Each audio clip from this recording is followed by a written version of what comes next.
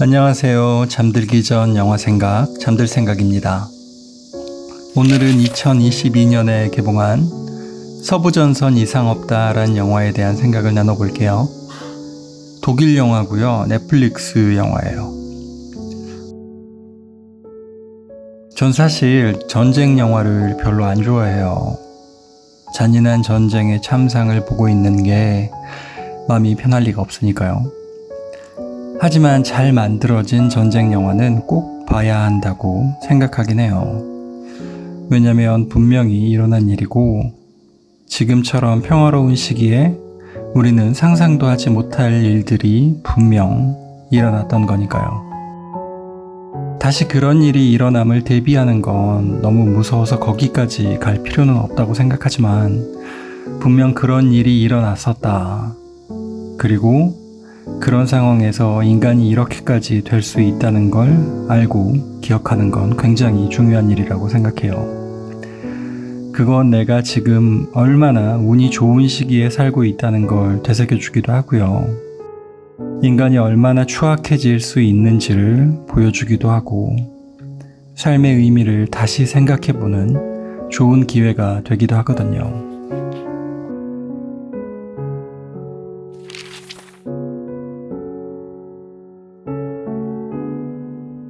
솔직히 말씀드리면 이 영화가 그리 재밌진 않아요.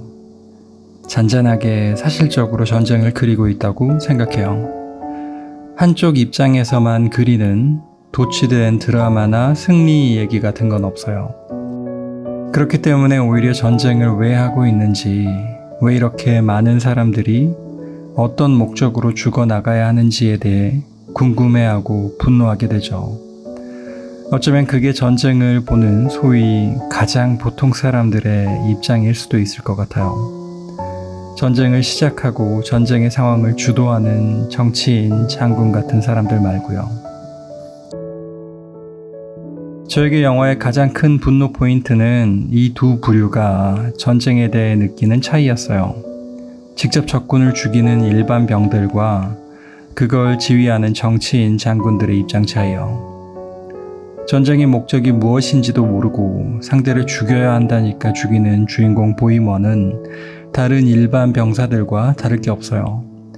그가 그동안 살아남았던 건 그의 능력이 뛰어나서가 아니라 그가 남들은 깨우치지 못하는 무언가를 깨우쳐서가 아니라 정말 순전히 운이 좋았기 때문이죠. 총알이 빗발치는 내 몸 하나 제대로 숨길 게 없는 벌판을 정확히 어디까지 뛰어야 할지도 모르는 상태에서 앞으로 전진하라니까 전진하는 거예요. 방금 전까지 얘기를 나눴던 동료는 갑자기 죽거나 순식간에 팔다리가 없어져요. 모든 게 운이죠. 그 많은 총알, 폭탄이 하필 나를 피해간 건 정말 운이죠. 이걸 하루, 이틀, 몇 년을 하고 있으면 어떤 생각이 들까요? 정말 내 목숨을 결정하는 건 운밖에 없다는 생각이 들면요. 저 같으면 불안해서 미쳐버릴 것 같아요. 어떻게 살아남을지 전략을 세울 수도 없고 이 지옥 같은 상황이 언제 끝날지 약속된 것도 없다면요. 그냥 내가 할 수 있는 게 아무것도 없다는 생각이 들어버리면요. 내 삶의 주도권이 하나도 없구나 하는 생각이 드는 것만큼 저에게 절망적인 건 없거든요. 어쩌면 병사들의 유일한 탈출구는 그들의 상상력이었을 거예요. 전쟁이 끝나면 뭘 먹어야지, 어떻게 살아야지 생각하며 행복한 삶을 꿈꾸는 것.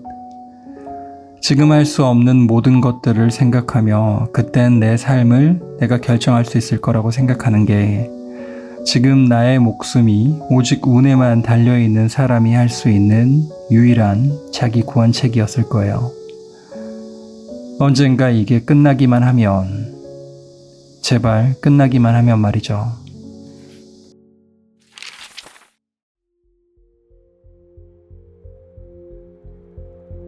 영화를 보며 저도 언제부턴가 그 끝을 기다리고 있었어요. 그리고 그 끝이 정해졌을 때 아, 드디어 끝이구나 하면서 좋아했죠. 이제 다 끝났다. 이제 그동안 하려고 했던 거 할 수 있다 라면서 말이죠. 이제 그때까지만 잘 버티면 된다. 얼마 안 남았으니 제발 좀 잘 버텨라. 그래서 전 마지막까지 죽을 힘을 다해 싸웠던 주인공 보이머가 이해가 안 갔어요. 이제 15분만 버티면 되는데, 그렇게 열심히 안 해도 되는데, 그냥 적당히 피해 있으면 되는데, 대충 어디에 숨어 있으면 안 되나 하고 말이죠. 누군가를 죽이는 게 그렇게 괴로웠으면서, 빗발치는 총알을 피해가는 게 그렇게 무서웠으면서, 왜 그렇게 끝까지 최선을 다하는지 도저히 이해가 안 갔어요. 가서 말려주고 싶었어요. 제발 좀 가서 살려내고 싶었어요. 제발 좀.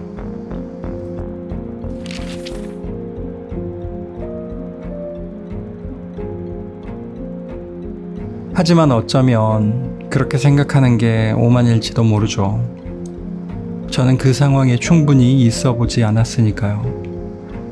멀리서 지켜보는 제가 전쟁에 대해 아는 건 없을 테니까요. 정치인들의 가머니설에 속아 전쟁에 참여하게 되는 청년들을 볼 때 안타까움을 느끼는 것도, 곧 끝날 전쟁에 좀만 회피하면 될 걸 왜 저러냐며 답답함을 느끼는 것도, 아마 제가 이 모든 정해진 결과를 알고 있어서 그런 것일 테니까요. 아마 그 상황이었으면 저도 의협심에 불타 군대에 자원했을 수도 있고, 저도 위에서 시키는 대로 돌진하고 있었을 수도 있어요. 비록 전쟁이 약속된 시간에 끝났지만 그러지 않았을 수도 있고요. 어제도 예상할 수 있는 건 하나도 없었고, 오늘도 갑자기 내 목숨의 상황이 시시각각으로 변하는 걸 보면 시키는 대로 하지 않을 수 없거나, 그나마 그렇게 하는 게 나에게 가장 안전하다고 느낄 수도 있을 것 같아요. 저처럼 이렇게 평화로운 거실에 앉아 지난 일을 위에서 내려다보는 상황이 아니라면요. 그 안에서라면, 그렇게 한 치 앞도 보이지 않는 상황 속에서라면 그렇게 느낄 수도 있을 것 같아요. 그래서 어쩌면 끝까지 최선을 다한 보이머의 그 행동이 삶에 대한 가장 현실적인 대처일 수도 있겠다는 생각이 들었어요. 미래가 한 치 앞도 보이지 않는다면요. 지금 이 순간만이 내 행동을 결정할 수 있는 유일한 근거라면요. 참 감사할 일이죠. 그때보다 전 더 먼 미래를 예상할 수 있고, 그 중에 어떤 건 예상이 맞기도 하는 삶을 살고 있으니까요. 내일 어떻게 살지 내가 결정할 수 있으니까요. 이렇게 평화로운 시대에 살고 있으니까 말이죠. 그런데 내가 이 시대에 태어난 것에 내가 관여한 건 하나도 없는 거라서, 내가 이 시대를 사는 것도 단지 운이 좋았던 것 뿐이라서 이건 정말 감사하지 않을 수가 없어요. 지금도 어떤 곳에서는 전쟁이 일어나고 있고, 그들은 여전히 보이머의 순간을 매일 맞닥뜨리고 있을 테니까요. 어쩌면 그 순간들이 모여 지금의 평화가 찾아왔을 수도 있을 것 같아요. 그렇게 죽이지 않을 수 있는 사람들을 죽이며 그걸 역사에 기록하고, 천천히, 아주 천천히 반성하면서 역시나 그동안은 죽어도 되지 않을 사람들이 여전히 죽어가면서 이렇게 평화의 시간이 찾아왔을 거예요. 그래서 제가 그렇게 죽어간 사람들에게 유일하게 할 수 있는 건, 그들의 죽음이 헛되지 않았다. 그 죽음의 순간까지도 그들에게는 그들의 결정이 최선이었다고 생각해 주는 것 뿐이라는 생각이 들어요. 많이 감사합니다. 오늘 영화 서부전선 이상 없다에 대한 생각은 여기까지였어요. 오늘도 달콤한 밤 되세요.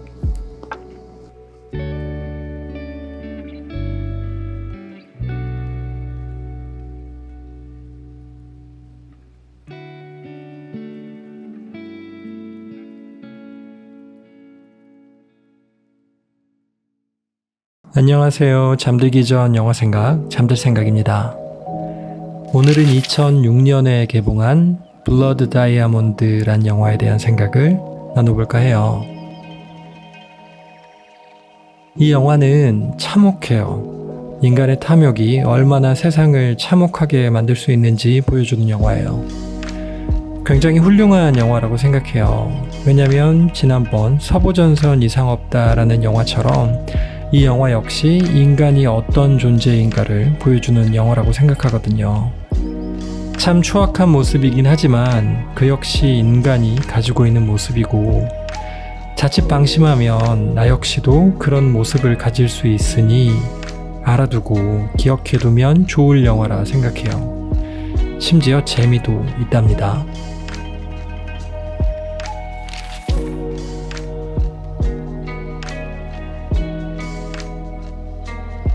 이 영화는 실화의 바탕을 둔 영화라고 해요. 아프리카의 시에라리온에서 일어난 내전을 바탕으로 하는 영화인데 내전의 이유는 바로 다이아몬드죠. 전쟁의 의미에 대해 주인공인 솔로몬 밴디가 질문하는 장면이 있기도 하지만 결국 대부분의 전쟁은 사람들의 욕심이죠.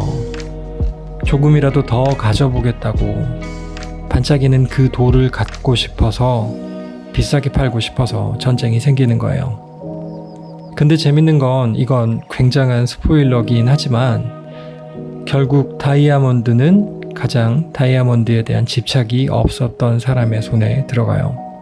아이러니하죠. 아들을 시에라리온 반군에게 뺏긴 솔로몬 밴디에게 다이아몬드는 중요하지 않아요. 그저 아들을 찾기만을 바랄 뿐이죠. 아들이 있으면, 그렇게 가족이 있으면, 그리고 살아갈 수 있는 적당한 부와 아들이 되고 싶은 꿈을 이룰 수 있다면 그곳이 파라다이스라고 그는 말하죠. 아마 많은 사람들이 처음엔 그랬을 텐데 어쩌다 이렇게 됐을까요? 좀 더 가지려는 마음의 가장 큰 본질은 남에게 자랑하려는 마음이 아닐까 싶어요. 남들에게 과시하고 내가 그들과 다름을 보여주면서 내가 그들보다 낫다는 걸 증명받고 싶어 하죠. 따지고 보면 이렇게 만들어진 행복은 내게서 나오는 게 아니라 남에게서 나오는 것 같아요. 이런 사람들이 무인도에 가면 행복을 어디서 찾을 수 있을까 싶은 생각이 들어요. 요즘엔 이렇게 남으로부터 오는 행복이 더 심해지는 것 같아요. 인스타그램에는 사람들의 가장 행복한 사진들만 올라와 있고 우린 그걸 보면서 늘 부족함을 느끼죠. 남들보다 잘 살고 있지 못함을 확인받고 어쩌다 남들보다 근사한 저녁을 먹으면 좋은 선물을 받으면 그걸 또 올려서 남들의 부러운 눈빛, 평가를 기대하는 것 같아요. 내가 꿈꾸는 행복은 그걸 봐주고 부러워해주는 사람이 없으면 없을 것 같은 느낌이 들어요.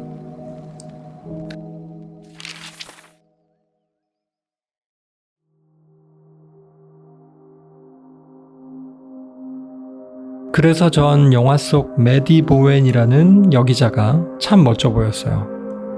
오지를 취재하는 기자답게 겉으로 꾸미는 건 없지만 눈빛은 항상 진실을 찾고 있었죠. 현실의 문제를 해결하는 데 도움이 될 수 없는 누구나 쓸 수 있는 기사밖에 쓸 수 없는 자신의 상황에 절망하는 모습이 그리고 어떻게든 상황의 본질을 찾으려는 모습이 그녀의 눈빛이 너무나도 아름다웠어요.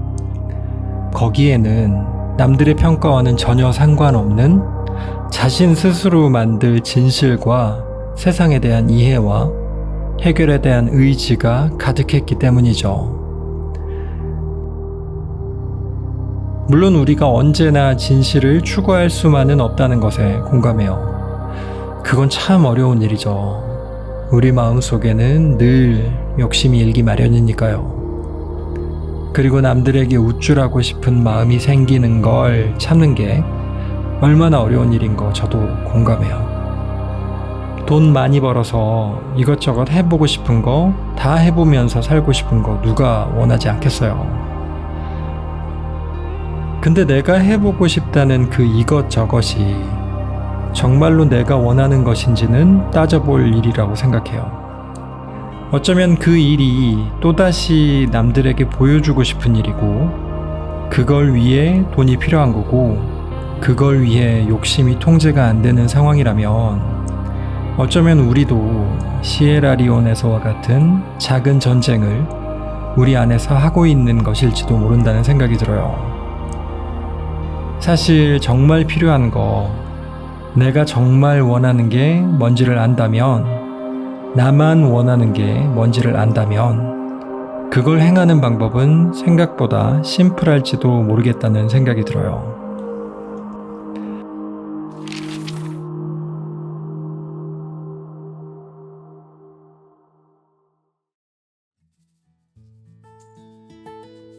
그렇다고 제가 무슨 종교인처럼, 명상가처럼 절제와 자기 수련을 통한 검소한 삶만을 살아야 된다고 말하는 건 아니랍니다.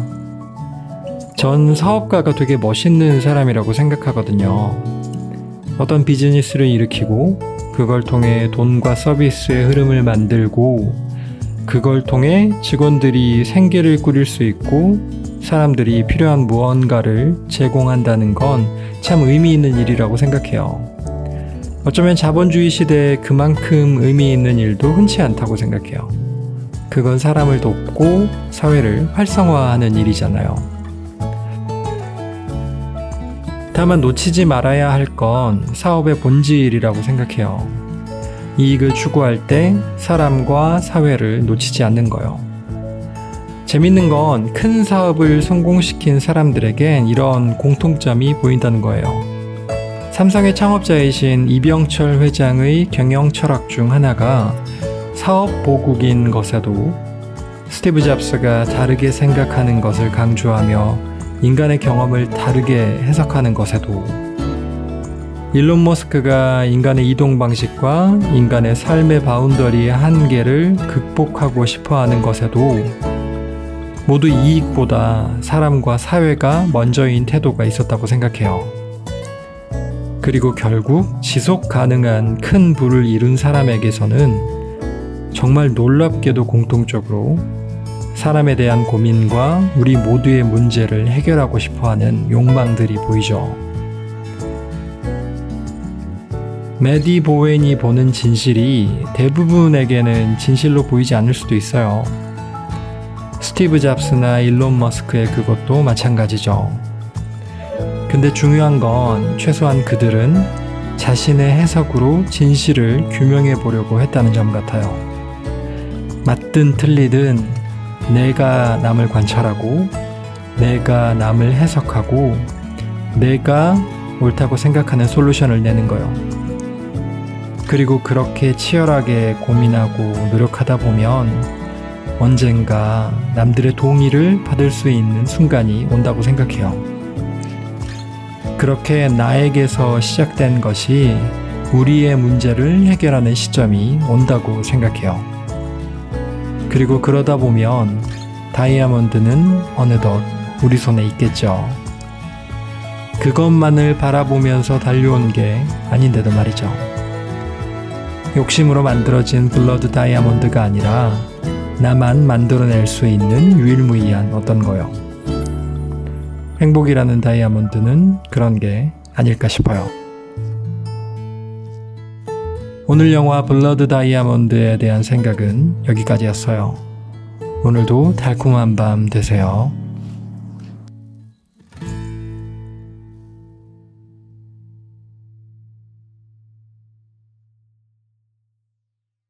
안녕하세요. 잠들기 전 영화 생각, 잠들 생각입니다. 오늘은 2019년에 개봉한 Yesterday란 영화에 대한 생각을 나눠볼까 해요. 오늘 제 목소리가 좀 이상하죠? 제가 코로나에 걸렸거든요. 요즘 코로나가 유행이라는데 빼먹지 않고 유행을 따라가고 있네요. 여러분은 굳이 유행에 따라가지 않기를 바랄게요. 한번 걸려봤어도 좀 아프긴 하더라고요.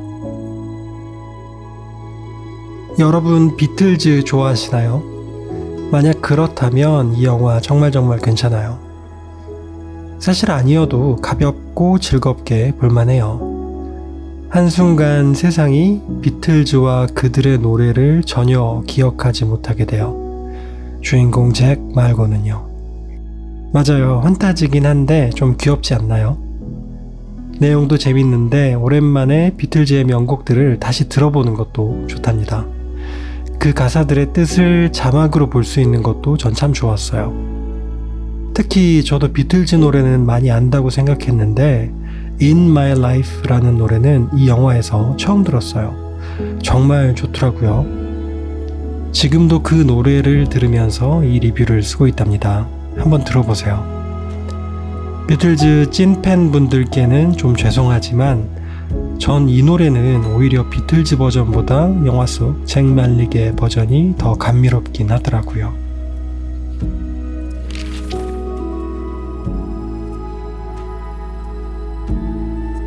제가 영화를 보는 중에 계속 답답했던 건 주인공 잭이 왜 저 행운을 다 못 누릴까 였어요. 아무도 비틀즈가 누군지도 기억 못하는데 그냥 하던 대로 자기 노래라고 하고 그걸로 유명해지고 돈도 많이 벌고 하면 되지. 누구한테 폐를 끼치는 것도 아닌데 왜 저렇게 고민스러워 하는지 답답했어요. 진실이 밥 먹여주는 것도 아닌데 말이죠. 엘리 말고 다른 여자를 만나도 될 텐데 왜 저렇게 과거에 묻혀 살까 하고 말이죠. 앞으로 즐길 수 있는 날이 많은데 말이죠. 근데 점점 영화가 흘러갈수록 조금씩 기분이 묘해졌어요. 어쩌면 그럴 수도 있겠다. 뭔가 새로운 걸 얻을수록 뭔가 가지고 있던 걸 잃어버리는 느낌이 들 수도 있겠다. 새로운 게 나쁜 건 아니지만 이전에 나에게 있었던 게 모두 없어지고 그게 아예 딴 걸로 교체돼 버리면 저런 느낌일까 싶었어요. 그건 내가 성장하는 게 아니라 내가 없어지는 건 아닐까 하는 생각이 들 수도 있겠다는 생각이 들었어요.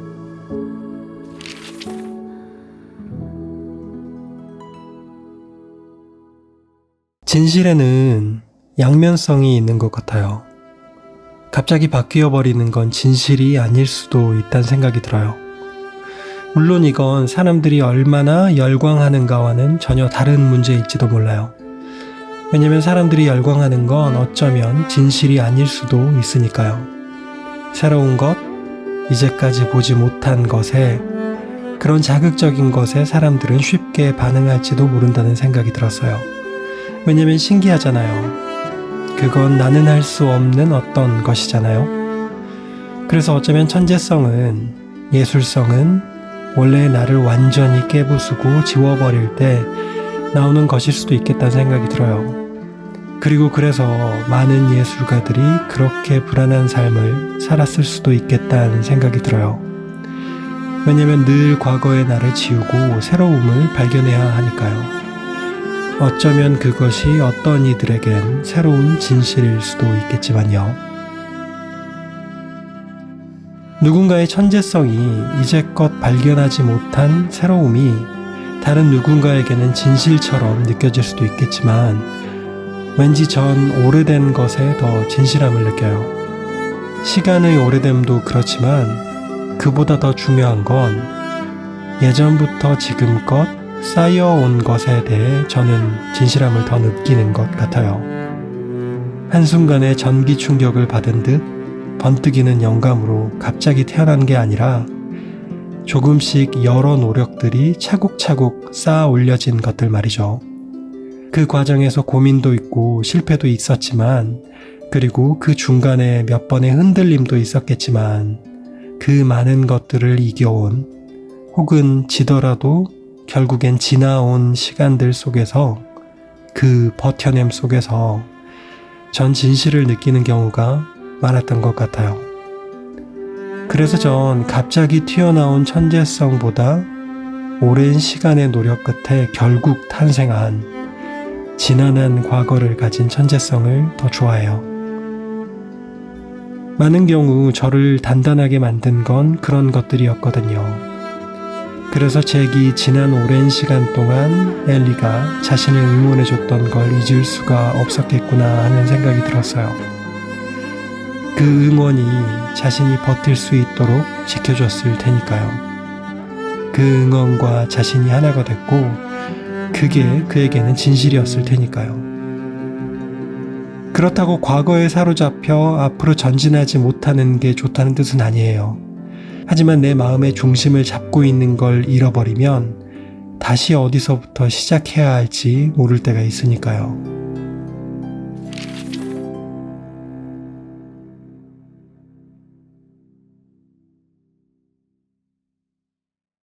영화 속 존 레논은 행복이 진실에서 온다고 말하지만 꼭 그렇진 않을 수도 있어요.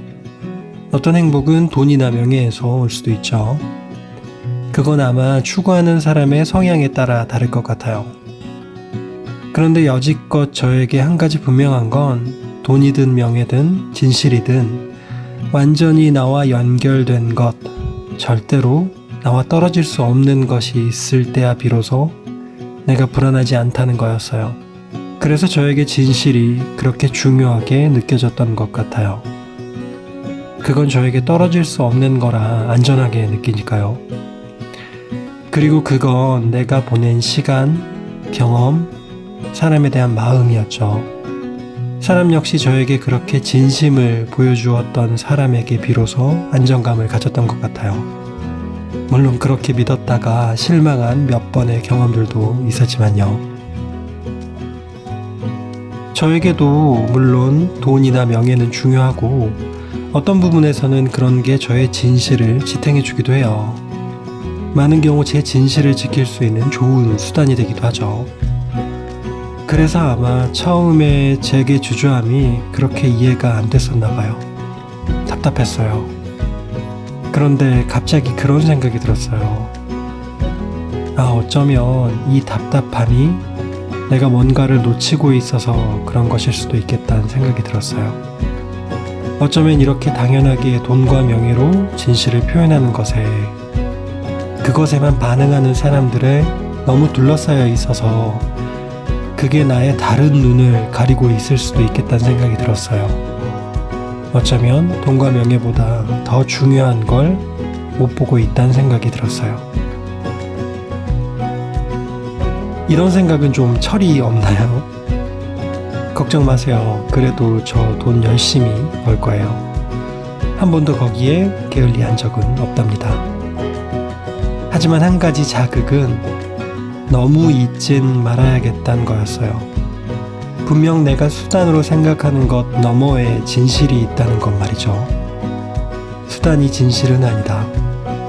지금까지의 나와 지금을 만들어가고 있는 내가, 그리고 이렇게 되기까지의 나를 만들어준 사람들이 내 진실이라는 것 말이죠. 내가 더 멀리 보았다면 이는 거인들의 어깨 위에 올라서 있기 때문이다 라는 말을 어디서 들었어요. 이 말에서 거인들은 역사 속 훌륭한 선배 과학자들을 지칭하는 것일 테지만 나라는 역사 속에서 거인은 과거의 나일지도 모른다는 생각이 들어요. 그동안 고생했다고 혹은 잘못이 있더라도 부디 잊지 않겠다고 저에게 말해줘야겠어요. 앞으로도 잘 부탁한다고 말이죠. 오늘 영화 예스터데이에 대한 생각은 여기까지였어요. 오늘도 달콤한 밤 되세요.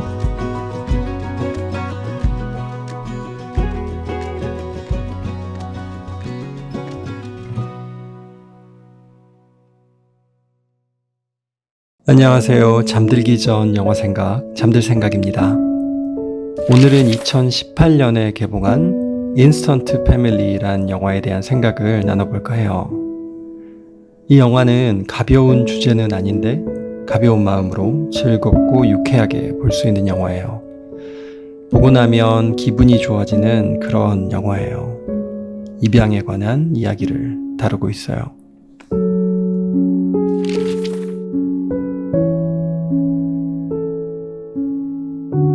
누군가를 내 가족으로 들인다는 건 쉽지 않은 일이죠. 특히 한국에서는 입양 문화를 좀 더 무겁게 다루고 있는 것 같은 느낌도 있어요. 피 한 방울 섞이지 않은 사람과 가족이 되는 게 쉬운 문제는 아니니까요.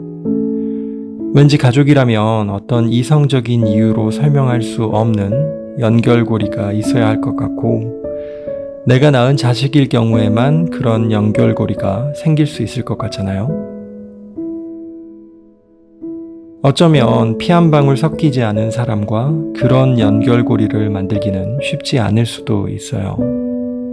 애초에 입양한 아이들과 만들어내는 연결고리는 내가 낳은 자식의 그것과 종류가 다른 것일 수도 있죠. 근데 그렇다면 가족의 본질이 뭘까 하는 생각이 들었어요.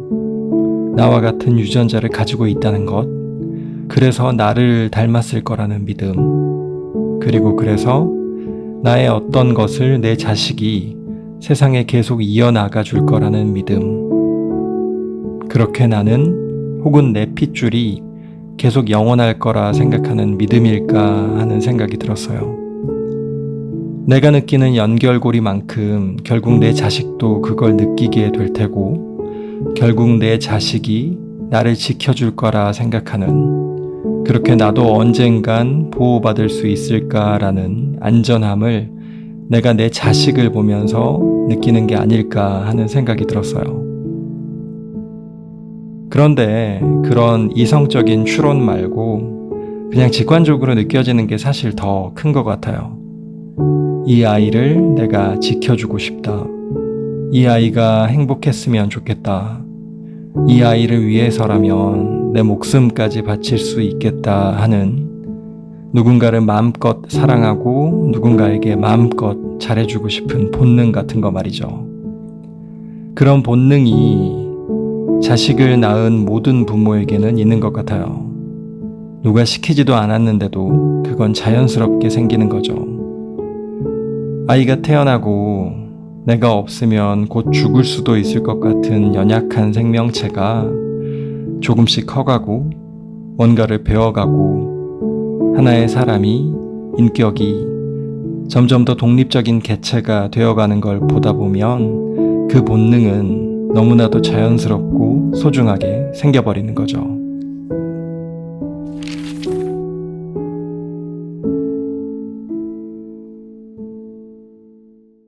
입양은 그런 것 같아요. 이 누군가에게 한없이 잘해주고 싶은 마음, 본능이 내가 직접 낳지 않은 사람에게도 생길 수 있는 거예요. 그 부모의 사랑의 범위가 내 핏줄에만 국한되지 않는 거예요. 사람마다 어떤 감정과 능력의 범위는 각각 다르잖아요.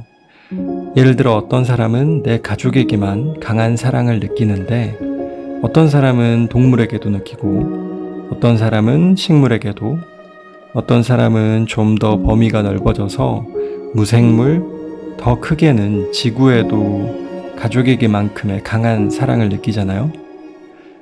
환경운동에 진심인 사람들은 이런 경우가 많다고 하더라고요. 사랑과 공감의 범위가 남들보다 넓은 사람들이요. 물론 그렇다고 이들이 가족에게만 깊은 유대를 갖는 사람들보다 더 낫다는 건 아니에요. 사람마다 생김새와 성격이 다르듯이 사랑의 범위와 패턴도 각각 다를 수 있는 거라고 생각해요. 틀린 게 아니라 단지 다른 것일 뿐이죠. 제가 이 영화를 보면서 아슬아슬했던 건, 입양의 의지가 있는 피트와 엘리는 입양 과정을 시작할 때 자신들이 어떤 사람인지 몰랐다는 거예요. 처음에는 스스로 사랑의 범위가 넓은 사람들이라고 믿었다가 입양 과정이 쉽지 않음을 알게 되고, 입양하려는 아이들과 잘 맞지 않는 걸 보면서 그걸 의심하게 되죠. 이게 맞는 걸까? 이게 정말 우리가 원하는 걸까? 하고 말이죠. 다만 그 와중에도 그들이 포기하지 않게 만든 건 엘리가 말한 뭔가 인생에 비어있다는 마음이었던 것 같아요. 그 뭔가 비어있는 것을 채우고 싶다는 생각, 그리고 그게 이 아이들일 수도 있다는 생각 말이죠. 뭔가 마음에 비어있음을 느낄 때 우리는 어떤 큰 기대를 하면서 새로운 시도를 하게 되잖아요. 그 비어있음을 채우게 되길 바라면서 그게 채워지면 오게 될 기쁨을 상상하면서 말이죠. 그리고 입양 과정의 처음처럼 기대했던 모든 것이 어쩌면 잘 될 수도 있겠다. 생각한 대로 모두 이루어질 수 있겠다라는 생각이 들 때가 있죠. 피트와 엘리, 입양한 아이들과의 허니문 기간처럼 말이죠. 왜 이제서야 우리가 만났을까? 어쩌면 우리들은 하늘이 점쥐해준 운명처럼 잘 맞는 사람들인가 보다 하는 착각이 드는 시기 말이에요. 그렇게 아무런 시련 없이 좋은 것만 밀려드는 것처럼 느껴질 때가 있는 것 같아요.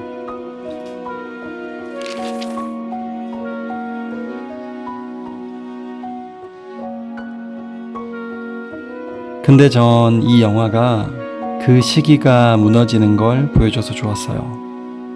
그게 그렇게 계속 좋게만 유지가 됐다면 비현실적으로 보였을 것 같아요. 불안하게 보였을 것 같아요. 왜냐면 세상에 그런 건 없으니까요. 좋은 것만 계속 유지되는 일도 좋은 점만 가지고 있는 사람도 없잖아요. 언제나 우리의 기대를 저버리는 일은 일어나기 마련이니까요. 가끔씩 보면 이건 마치 어떤 시험같이 보일 때도 있어요. 만약 신이 있다면 그분이 좋은 것을 주기 위해 내가 그럴 자격이 있는지 확인해 보려는 시험 같은 거 말이죠. 이 시험은 한 번에 끝나지 않을 수도 있어요. 내가 좋은 걸 받을 자격이 있는지 확인하려는 시험이 계속 반복돼서 당장 이 시험을 포기하고 싶을 만큼 힘들 때가 올 수도 있는 것 같아요. 아마 피트와 엘리가 드디어 아이들의 입양에 성공해서 모두가 한 가족이 됐음에도 계속 티격태격하는 시간이 올 수도 있겠죠. 꿈에 그리던 행복으로 가득 찬 가족의 모습이 안 될 수도 있을 것 같아요.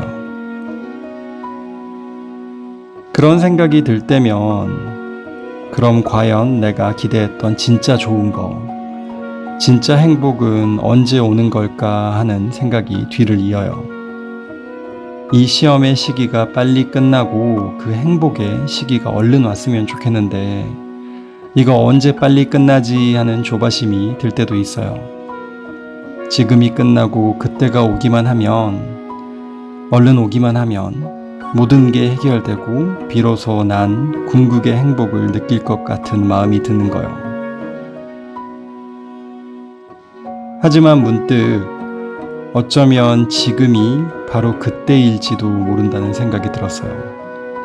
이 시기를 얼른 끝내야 내가 원하는 어떤 시기가 오는 게 아니라 그건 어떤 관문을 통과해버리면 나오는 다음 단계 같은 게 아니라 난 이미 내가 원하는 상태와 연결되어 있다는 생각이 들었어요.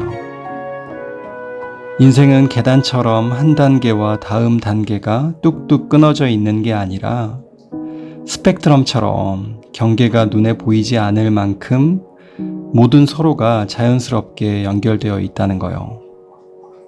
어쩌면 내가 생각하고 있는 그 이상적인 상태와 바로 지금 역시 그 경계가 보이지 않을 만큼 서로 연결되어 있다는 것. 그게 그렇게 구분되어 있지 않다는 것. 그래서 이미 나는 내가 바라는 그 상태에 포함되어 있고 거기로 향하는 길 위에 그 과정 속에 있다는 생각이 들었어요. 잘 안 되고 계속 투닥거리는 지금이 바로 내 행복의 작은 한 켠이라는 생각이 들었어요. 그러니 그냥 지금을 누리면 된다고 말이죠. 오늘 영화 인스턴트 패밀리에 대한 생각은 여기까지였어요. 오늘도 달콤한 밤 되세요. 안녕하세요. 잠들기 전 영화 생각, 잠들 생각입니다. 오늘은 1997년에 개봉한 Open Your Eyes란 영화에 대한 생각을 나눠볼까 해요. 이 영화는 2001년에 개봉한 바닐라 스카이라는 영화의 원작으로도 유명하죠. 저도 오래전에 탐 크루즈가 나왔던 이 영화를 봤었는데 갑자기 원작이 보고 싶어졌어요. 제가 아는 어떤 친구가 참 좋아하는 영화라고 말하기도 했거든요. 근데 분명 오래된 영화인데 요즘 제가 느끼는 것들과도 닿아 있는 부분이 꽤 많이 있더라고요. 오히려 제가 바닐라 스카이를 봤던 때보다 요즘 시대에 좀 더 울림이 있을 수도 있겠다는 생각이 들기도 했어요. 물론 이건 제 생각이 그동안 변해서이기도 하겠지만요. 보고 나면 이런저런 질문들이 많이 생길 수 있는 영화예요. 생각이 고픈 밤에 추천드려요. 이 영화는 어쩌면 지난번 Yesterday라는 영화에 이은 진실 시리즈일 수도 있겠네요. 여러분은 진실이 뭐라고 생각하세요? 혹은 자신이 믿고 있는 진실에 대해 얼마나 확신이 있으신가요? 영화를 보고 어쩌면 진실처럼 약한 믿음이 또 있을까 하는 생각이 들었어요. 혹은 진실을 지켜가는 것에 얼마나 강한 의지와 튼튼한 마음이 필요한가에 대한 생각이 들었어요.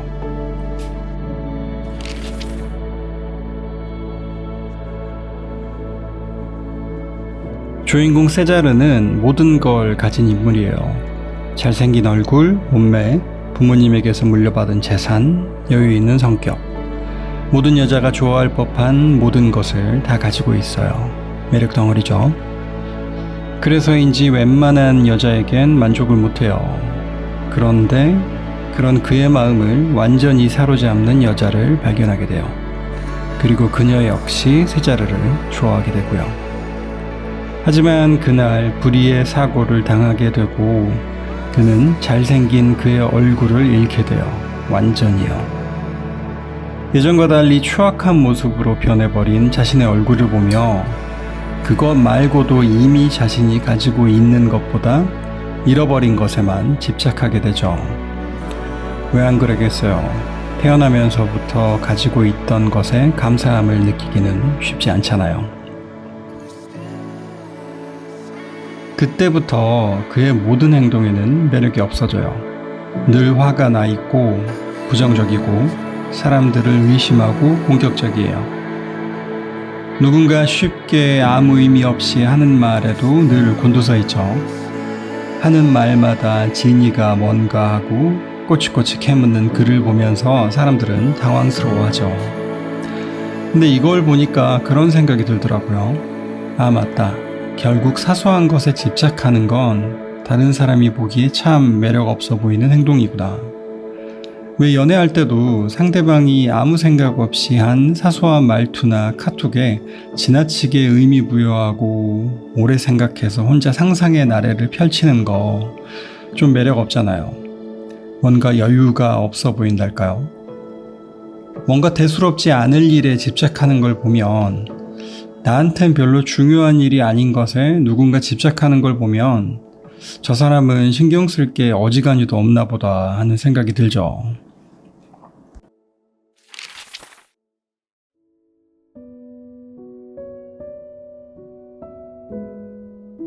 사람들은 자잘한 생각에 집착하기보단 어떤 큰 의미, 목표, 비전을 생각하는 사람에게 매력을 더 느끼는 것 같아요. 사소한 것들은 그냥 무시할 수 있는 단단함에 그런 흔들림 없음의 매력을 느끼는 것 같아요. 왜일까 생각해보니 아마도 사소한 것에 쉽게 흔들리는 사람 옆에 있으면 자신도 그렇게 될 것 같다고 본능적으로 느껴서이지 않을까요? 아, 저런 스트레스 나까지 받고 싶지 않다. 나까지 작은 사람이 되고 싶지 않다. 뭐 그런 거요. 오히려 좀 무심해 보이기까지 하더라도 자잘한 진동이 없는 사람 옆에서 우리는 안정감을 느끼는 경우가 많잖아요. 물론 나의 세세한 부분까지 챙겨주지 않는 게 좀 서운할 수는 있어도 오히려 같이 하고 싶어 하는 사람은 이런 사람들인 것 같아요. 사소한 것에 에너지를 쓰는 사람 말고 한 발짝 뒤에서 큰 그림을 볼 수 있는 사람이요. 세자르도 처음에는 그랬어요. 얼굴을 포함한 모든 걸 가지고 있었던 시절엔 말이죠. 사람들이 좋아하는 여유가 있었죠. 그런데 그게 잘생긴 얼굴이 사라짐과 동시에 완전히 사라지게 되죠. 그런데 여기서 사람의 여유라는 게, 성품이라는 게 이렇게 한순간에 사라질 수 있는 건가라는 생각이 들었어요. 내적인 단단함이 오랜 시간 쌓여온 것이라면, 스스로 축적해서 만들어 온 것이라면 저렇게 쉽게 한순간에 사라질 수 있을까라는 생각이 들었어요. 아마도 세자르의 단단함이 약한 건, 그의 여유가 순식간에 사라져버린 건 그것이 그가 스스로 일궈낸 것이 아니기 때문이라는 생각이 들었어요. 생각해보면 그의 부도 신체적인 조건도 모두 부모님에게서 부여받은 것이지 그가 노력해서 얻은 것은 아니니까요. 그래서인지 어쩌면 그렇게 남에게서 물려받기만 한 것들은 진짜 세자르 자신의 것이 아닐 수도 있다는 생각이 들었어요. 거기서부터 나온 단단함, 여유도 마찬가지겠구나. 그렇다면 그 단단함과 여유는 참 얄팍한 것일 수도 있겠다. 쉽게 깨져버리는 것일 수도 있겠다는 생각이 들었어요.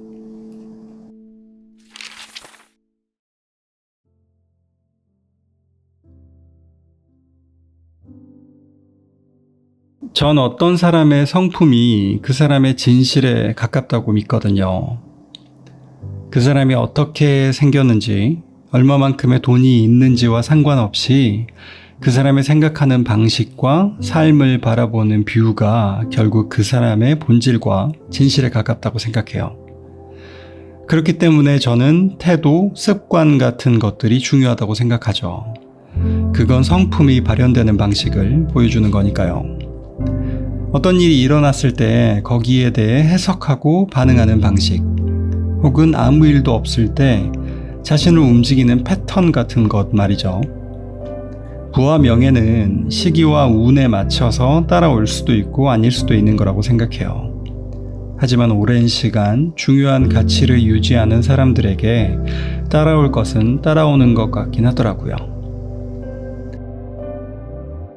물론 저도 세자르처럼 한순간에 그렇게 얼굴이 망가져버리면 너무 고통스러울 것 같아요. 누구든 그렇겠죠. 내 자신이 흔들리는 느낌을 받을 것 같아요. 근데 생각해보면 꼭 그렇게 사고를 당해야만, 그렇게 얼굴이 망가질 정도가 되어야만 내 정체성의 오류를 갖게 되는 건 아닌 것 같아요. 우린 오늘도 주변 사람들의 시선에, 평판에, 내가 어떻게 보여질지에 대한 고민에 수없이 많이 자신감을 잃고 흔들리는 순간을 맞고 있는 것 같다는 생각이 들었어요.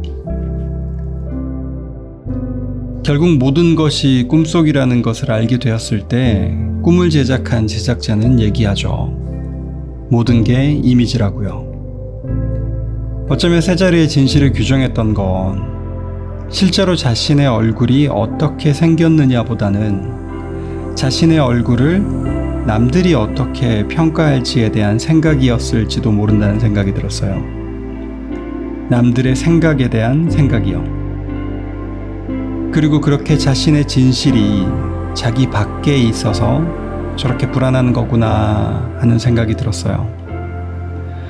어쩌면 내가 진실이라 생각한 많은 것들이 이미지이거나 꿈일 수도 있으니까요. 남들이 만들어 놓은 것들 투성인 세상 속에서 진실을 지키는 건 참 쉽지 않겠구나 하는 생각이 들었어요. 자리고 눈을 뜨고 있어야 하겠구나 하고 말이죠.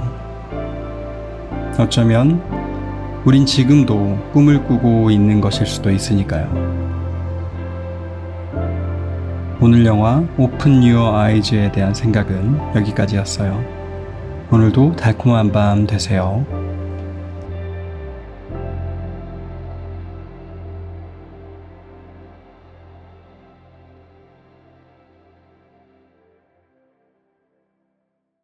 안녕하세요. 잠들기 전 영화 생각, 잠들 생각입니다. 오늘은 2022년에 개봉한 더 스위머스란 영화에 대한 생각을 나눠볼까 해요. 이 영화는 시리아 난민에 관한 영화예요. 난민에 관한 영화라서 예전에 리뷰한 나의 집은 어디인가 라는 영화가 생각났어요. 근데 이 영화는 그보다 훨씬 밝은 톤의 예쁜 분위기의 영화예요. 정말 힘든 상황이었을 텐데 사람의 에너지가 얼마나 중요한지를 보여준달까요? 꼭 보시기를 추천드려요. 밝은 에너지를 많이 받으셨으면 좋겠어요.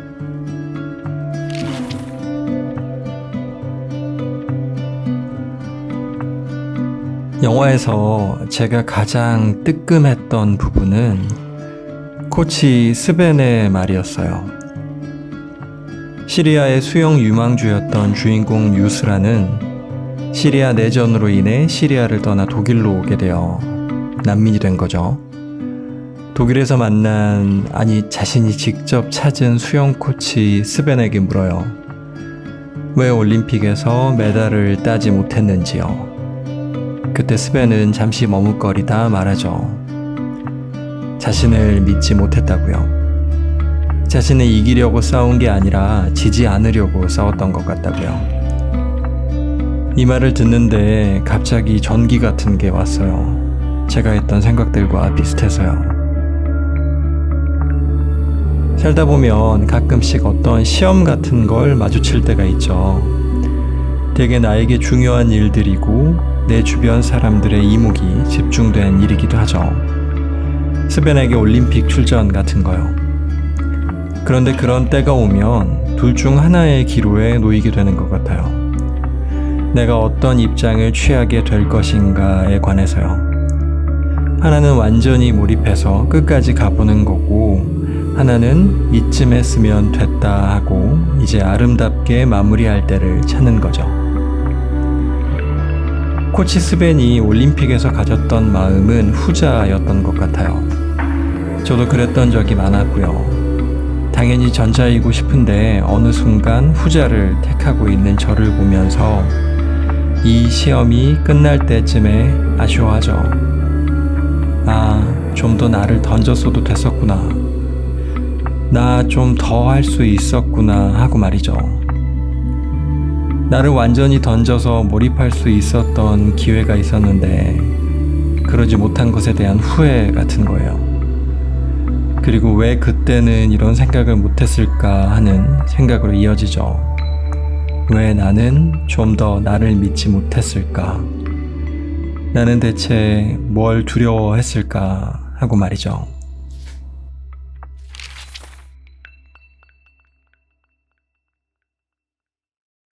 생각해보면 저의 경우 그건 남들의 시선이었던 것 같아요. 쪽팔리고 싶지 않음이요. 아마 제가 스벤이었다면 이렇게 생각했을 것 같아요. 그래, 올림픽 출전까지만 온 것도 대단한 일이야. 근데 여기에 다른 선수들을 이길 수 있을까? 만약 진다면 남들은 어떻게 생각할까? 부끄럽지 않고 싶은데, 체면을 살리고 싶은데 너무 못하는 모습은 보이지 말자. 끝까지 최선을 다하자. 결국 최선을 다하자로 끝나긴 했지만 사실 그보다 강한 건 최소한 쪽팔리지 말자의 마음이요. 근데 신기하게 이렇게 내 마음속에 남들의 시선이 중요한 잣대로 들어와 버리면 저 같은 경우는 몰입이 안 되더라고요. 어떻게 하면 잘 마무리할지 틈만 나면 흠이 잡히지 않을 생각을 하게 되니까요. 순간순간 그런 방어적인 태도가 모여서 내가 가지고 있는 초능력을 막고 있는 느낌이랄까요? 여러분은 몰입해 본 적이 있으신가요? 몰입이라는 게 사실 완전히 뭔가에 빠져서 주변을 잊어버리는 거잖아요. 시간 가는 줄도 모르고 뭔가를 하고 있는 거, 주변에 누가 있는 줄도 모르고 깜빡 잊고 생각에 잠기는 거 같은 거요. 아마도 유스라의 아버지가 했던 너의 레인을 타라는 말은 그런 뜻이었던 것 같아요. 너의 페이스를 유지해라. 남들을 신경 쓰지 마라. 너에게만 집중하고 결국 세상에 너만 있다고 생각해라. 쪽팔리고 싶지 않은 가장 큰 이유는 남들의 비웃음이잖아요. 그거 보기 싫어서 내 작은 실패도 보여주기 싫은 거잖아요. 하나의 경기나 시험 안에서도 작은 실패들은 있기 마련이죠. 수영에 1, 2분 남짓하는 시간 속에서도 아니면 예를 들어 수능 시험의 몇 시간 속에서도 끊임없이 크고 작은 실패는 있어요.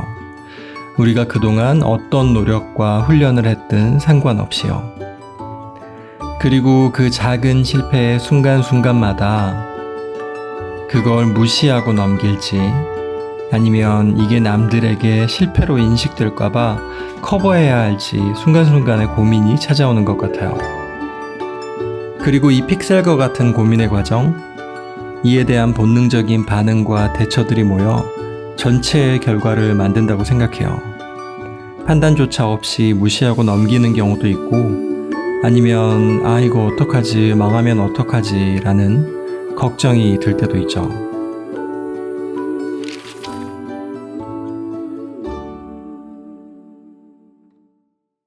로저 페더러라는 유명한 테니스 선수가 있어요.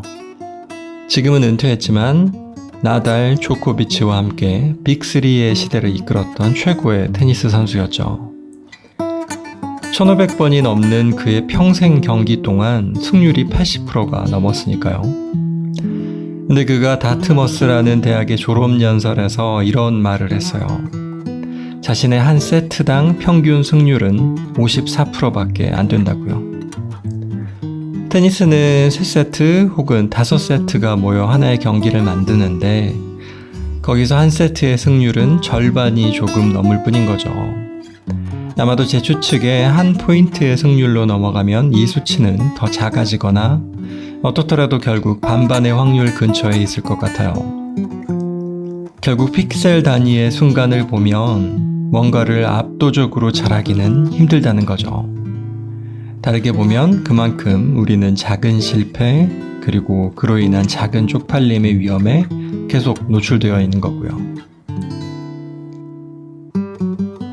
그러니 조금 허무맹랑하고 어이없더라도 차라리 아예 당당한 게 나을지도 모르겠다는 생각이 들었어요. 사실 실패해도 쪽팔려도 날 비웃는 사람은 생각보다 적더라고요. 유스라가 처음 스벤 코치를 찾아갔을 때가 생각나요. 그 태도는 부탁이 아니라 추천처럼 보였어요. 스스로를 추천하는 거요. 나 당연히 이만한 가치가 있다. 부끄러움이나 쪽팔림보다 나 당연히 이 정도는 되지 않아 하는 당당함이 더 돋보였죠. 시리아의 국가대표가 아니라 난민 대표로 올림픽에 출전할 수밖에 없다는 말을 들었을 때도 그랬죠. 동정심보다 실력으로 나가고 싶다고.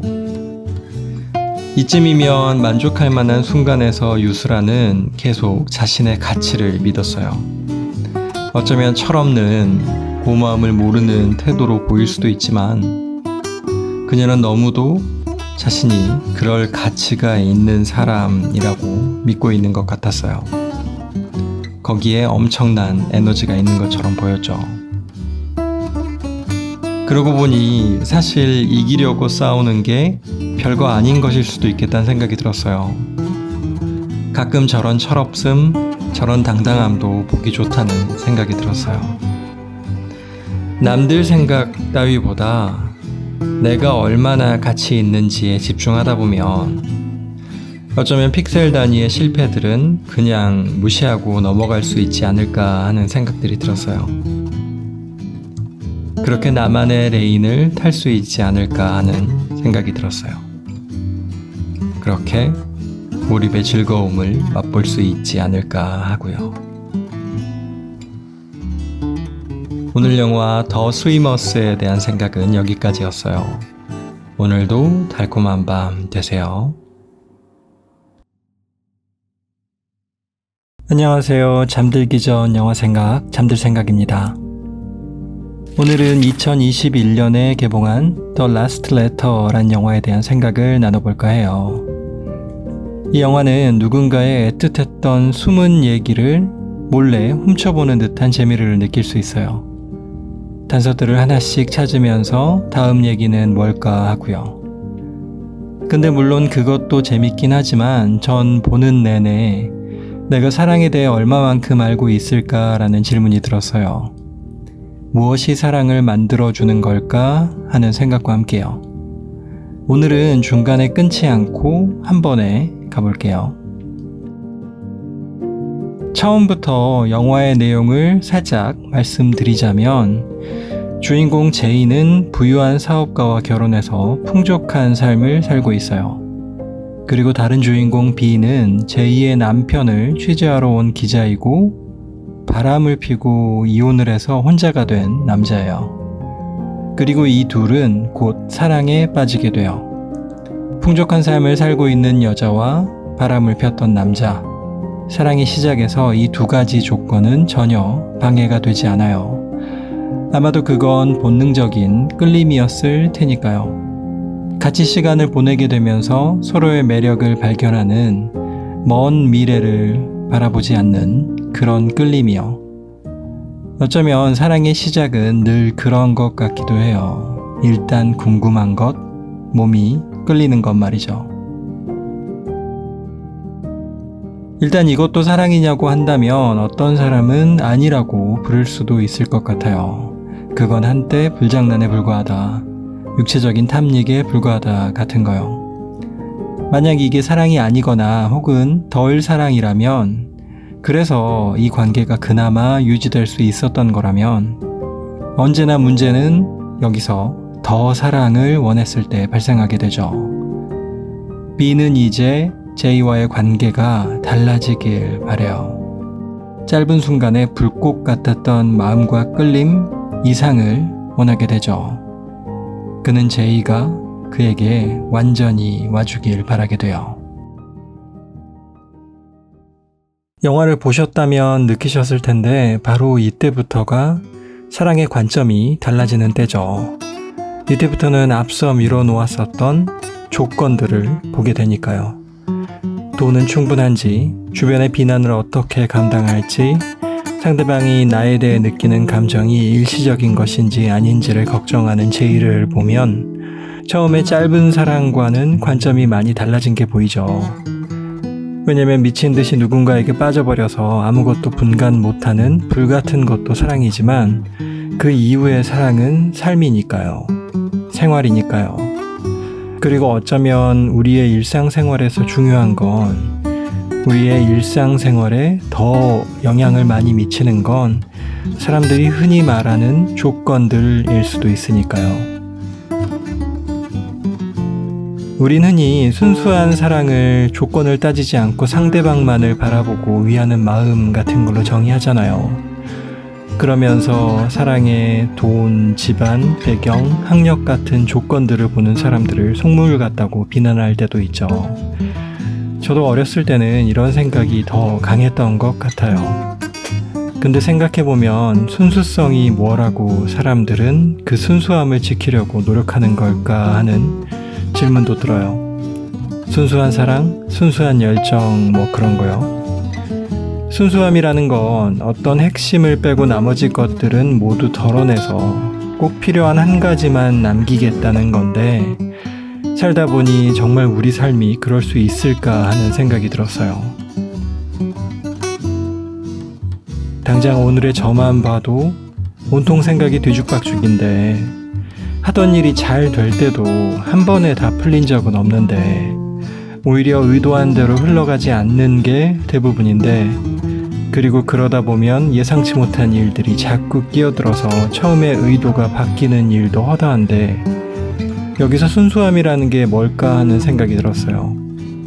내가 누군가를 좋아하는 것도, 그 사람을 진실되게 사랑한다는 마음도 아마 그 사람을 100% 다 안 이후에 내린 결정은 아닐 텐데, 그렇게 생긴 마음이 순수한 걸까?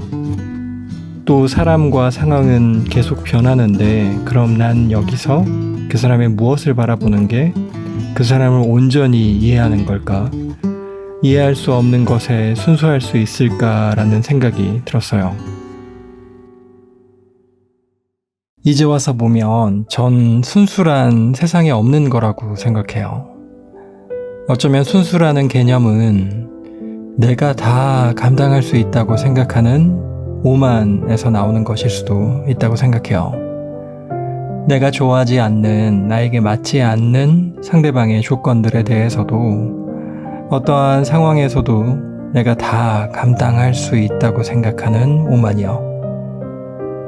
근데 사실 말이죠. 우리가 정말 잊지 말아야 할 건 사람들은, 우리들은 우리가 생각하는 것보다 어쩌면 더 나약할 수 있다는 점 같아요. 항상 나약한 건 아니지만 누구나 나약한 부분이 있는 거죠. 그래서 자신이 과거에 오만하게 믿었던 마음이 흔들릴 때가 있고 주변의 시선에 더 영향을 받을 때가 있는 것 같아요. 어쩌면 불타는 사랑보다 내가 더 많이 접하는 건 매 끼니 먹는 밥과 살고 있는 집과 일상적으로 만나는 사람들, 가족들이니까요. 누군가에 대한 애틋한 마음이 이 모든 시간들에 대해 기존에 내가 가졌던 생각을 완전히 바꿀 수 있다고 믿는 건 어쩌면 그 마음에 대한 과신일 수도 있다는 생각이 들어요.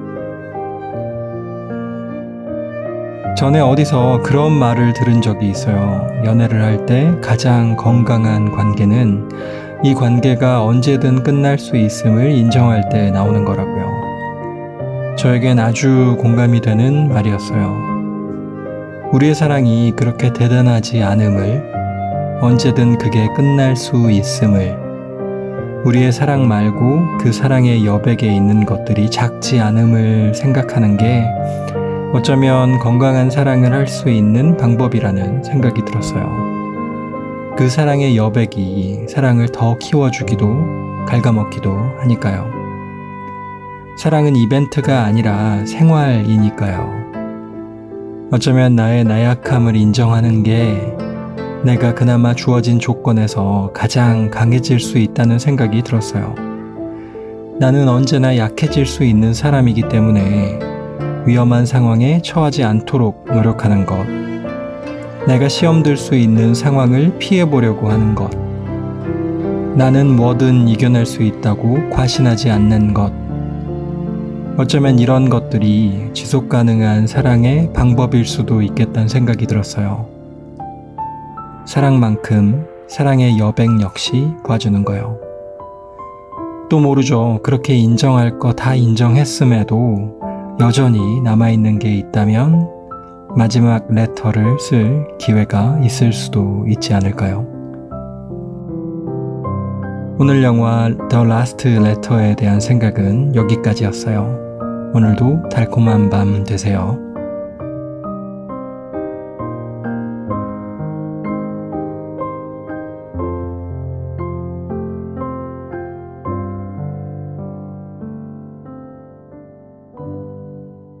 안녕하세요. 잠들기 전 영화 생각, 잠들 생각입니다. 오늘은 1994년에 개봉한 가을의 전설이란 영화에 대한 생각을 나눠볼까 해요. 이 영화는 명작이죠. 이 이후에도 브래드 피트는 계속 멋있지만 이때 그가 보여주는 야성미는 정말 최고인 것 같아요. 거기 안소니 홉킨스까지 제가 너무나 좋아하는 두 배우가 같이 나온 영화라 그것만으로도 전 만족했어요. 참고로 제가 전에 리뷰한 조 블랙의 사랑에도 이 두 배우가 같이 나오는데 정말 좋답니다. 그것도 한번 꼭 보세요. 이 영화는 어떻게 보면 성장 드라마일 수도 있을 것 같아요. 근데 그렇다면 그 성장의 끝은 어디일까? 무엇을 지향하는 성장일까 하는 물음이 드는데 다른 성장 영화처럼 뭔가 짜잔 하면서 이렇다 할 완성된 모습, 그러니까 성장의 끝이 나오진 않아요. 하지만 그럼에도 그 성장에 레전드라는 이름을 붙인 이유가 뭘까 하는 생각이 들었어요. 어쩌면 전설이라는 말이 좀 과한 것처럼 느껴질 수도 있거든요. 딱히 대단한 성과가 보여지진 않으니까요. 많은 성장 드라마처럼 우리의 많은 방황과 노력들이 늘 뚜렷한 성과가 있는 건 아니죠. 우리의 실제 삶에선 말이에요. 그리고 어떤 성과가 있었다 한들, 긴 노력의 결실을 맺었다 한들 거기서 끝은 아니죠. 삶은 여전히 계속되고 한 번의 결실, 성공 이후에도 그 성공에 한동안 취해 있었던 이후에도 다른 일들은 계속 일어나죠. 좋은 일이 지속되기도 하지만 다시 안 좋은 일들이 생기고 다시 무너지고 다시 버텨내고 하는 과정들이요. 어쩌면 우리 삶의 레전드는 오랜 방황과 그걸 이겨내려는 노력 끝에 오는 달콤한 결실을 일컫는 게 아닐지도 모른다는 생각이 들었어요. 흔히 말하는 성공 스토리, 많은 사람들이 그걸 보고 레전드라는 말을 붙이긴 하지만 모든 사람들이 그런 결실을 맺는 건 아니죠. 그럼에도 불구하고 그러니까 그 결실 없이도 레전드라고 부를 수 있는 순간들은 있을 수 있다고 생각해요. 시련이 왔을 때 그걸 받아들이고 아니면 받아들일 수 없어서 오랫동안 방황하고 아파하고 하지만 결국 살아남는 것. 그렇게 버텨내는 시간이 어쩌면 레전드의 시간이 아닐까 하는 생각이 들었어요. 주인공 트리스탄의 형 알프레드는 트리스탄에게 말해요. 자신은 늘 어떤 규칙을 지키면서 살려고 했는데 사람들은 어떠한 규칙도 지키지 않는 어떤 것으로부터도 자유로운 너를 늘 더 좋아했다고 말이죠. 처음엔 저도 거기에 동의했어요. 어떤 것에도 얽매여 있지 않은 것 같은 트리스탄, 자유로운 영혼을 가진 트리스탄 말이죠. 그래서인지 언제든 떠날 준비가 되어 있어 보였고 그런 것들이 참 불안해 보였어요. 그러니 더 내 곁에 잡고 싶은 마음이 들었겠다는 생각이 들었어요. 아마도 이게 수잔나의 마음이었을 것 같아요. 하지만 늘 자유로워 보였던 트리스탄의 내면은 그렇게 자유롭지 않았던 것 같아요. 오히려 어떤 면에서는 내면의 규칙과 가야 할 로드맵이 마음속에 명확한 형 알프레드가 더 자유로웠을 수도 있겠다는 생각이 들었어요. 물론 그 자유는 자신이 정한 규칙 안에서, 로드맵 안에서, 자신이 좋아하는 여인 안에서의 자유였겠지만 말이에요. 트리스탄은 과거의 기억에서부터 자유롭지 못했었죠. 동생의 죽음을 자신의 탓이라고 생각하는 마음에서부터요. 모두가 트리스탄의 잘못이 아니라고 했지만 그는 자신을 용서할 수 없었던 것 같아요. 자유로운 영혼을 가진 것처럼 보이는 트리스탄은 늘 매력적으로 보이지만 영화 속에서 가장 무언가에 얽매여 있던 사람이 트리스탄이었을 수도 있었을 것 같아요. 근데 그렇게 보니 모두 다 똑같더라고요. 트리스탄이 동생의 죽음에 얽매여 있듯이 알프레드는 수잔나에게 얽매여 있었고 수잔나는 트리스탄에 얽매여 있었고 트리스탄의 아버지는 정부에 대한 분노에 얽매여 있었죠. 그러고 보니 어쩌면 사람들은 늘 어떤 것에 얽매일 수밖에 없다는 생각이 들었어요. 그리고 이 얽매임에 대응하는 방식이 레전드가 될 수도 있겠다는 생각이 들었어요. 어떤 얽매임은 소신이 되기도 하고 어떤 얽매임은 끝까지 풀리지 못해 집착이 되기도 하고 그리고 어떤 얽매임은 어느덧 술술 풀려 이제는 예전처럼 나를 올가매고 있다는 생각이 안 들 때가 있잖아요. 이제 좀 괜찮은 것 같다. 이제 과거에 날 올가맸었던 그걸 여전히 짊어지고도 꽤 살아갈 만하다 하는 생각이 들 때 그때가 전 위대한 순간이라고 생각해요. 그렇게 큰 마음의 동요 없이 그래 이제 괜찮은 것 같다 하는 순간 말이에요. 어쩌면 무언가에 얽매이지 않는 가장 좋은 방법은 딱히 원하는 게 없는 것 같기도 해요. 딱히 강하게 원하는 게 없을 때 우린 되게 쿨해지잖아요. 이래도 괜찮아. 아, 그것도 좋네 하고요. 항상 문제는 누군가를 강하게 원할 때 발생하죠. 놓치고 싶지 않을 때 내 곁에 오래오래 두고 싶을 때요. 왜냐면 내가 원하는 걸 모두 가질 수는 없으니까요. 그런데 그렇다고 뭔가를 원하지 않을 수도 없죠. 인간은 원래 욕심과 집착의 동물이잖아요. 그럼 결국 우리에게 남는 건 다 겪어보는 것 밖에 없겠다는 생각이 들었어요. 그 방황과 고통의 시간들 말이에요. 강하게 원한 만큼 강한 고통이 있을 테지만 그냥 다 겪어보는 것, 다 지내보고 버텨보는 것 말이죠. 죽음처럼 아플 수도 있지만 그 깊은 수렁에 한번 빠져보는 것 말이죠. 그 시간 동안 오직 나에게만 집중하면서 트리스탄이 멀리 떠났었던 시간들처럼 말이죠. 어차피 인생의 업앤다운은 올 수밖에 없다는 걸 인정하면서 지금 다운의 시간도 언젠간 지나갈 거라 생각하면서 말이죠. 그 시간을 온전히 나에게 집중하는 시간을 가지면서 말이죠. 오늘 영화 가을의 전설에 대한 생각은 여기까지였어요. 오늘도 달콤한 밤 되세요.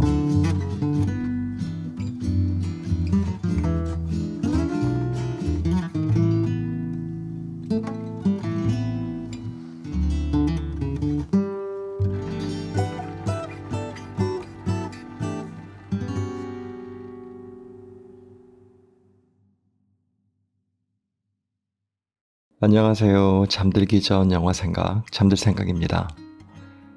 오늘은 2021년에 개봉한 더 디그란 영화에 대한 생각을 나눠볼까 해요.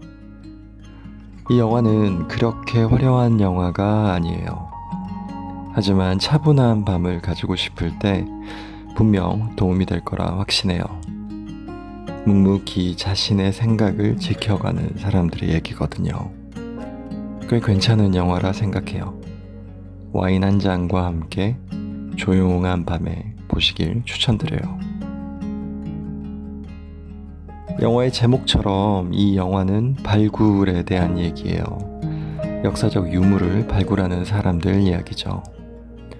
주인공 바질 브라운은 제대로 된 교육 과정을 거치진 않았지만 실력 있는 발굴 전문가예요. 하지만 제대로 된 학위를 받은 게 아니기 때문에 그만큼의 인정을 못 받죠. 그래서 그에게는 가끔씩 어떤 불안 같은 게 보였어요. 자신이 하는 일의 가치가 충분히 인정받지 못할까 봐서요. 마음속에는 자신의 일이 선대와 후대를 잇는 훌륭한 일이라는 믿음이 있었고 그 믿음으로 여전히 일을 계속해 나가고 있지만 아마 가끔씩 지칠 때가 있었던 것 같아요. 자신의 노력보다 세상에 인정받지 못함 때문에요. 이런 경험은 누구나 있지 않나요? 전 인간이 가지고 있는 굉장히 중요한 욕구 중 하나가 바로 인정 욕구라고 생각하거든요. 내가 잘하고 있는지, 올바르게 하고 있는지, 다른 사람들에게 좋은 영향을 주는지, 의미 있는 역할을 하고 있는지 평가받고 인정받고 싶어하는 욕구 말이에요. 그래서 다른 사람의 눈을 통해서 내 존재의 가치를 증명받고 싶어하는 거죠. 요즘처럼 SNS를 통해 다른 사람의 소식을 쉽게 알 수 있고 내 소식을 쉽게 전할 수 있는 시기에는 더 그런 것 같아요. 전 행복의 기원이 내 밖에 있는 것에 대해 경계하는 편이긴 해요. 그래서 SNS에 집착해 다른 사람의 평가가 내 행복의 기준이 되는 걸 조심해야 한다고 생각하긴 하지만 사실 이건 인간의 본능 중 하나이기 때문에 완전히 막을 수는 없을 거라 생각하기도 해요. 다만 타인의 평가에 대한 의존도를 끊임없이 줄이려고 노력해야 한다고 생각하죠. 그렇게 노력하지 않으면 왠지 점점 더 그런 경향이 심해지다가 언젠간 잡아먹힐 것 같은 느낌이 들거든요. 내 주관이 없어지고 주변의 눈치를 보게 되는 거예요.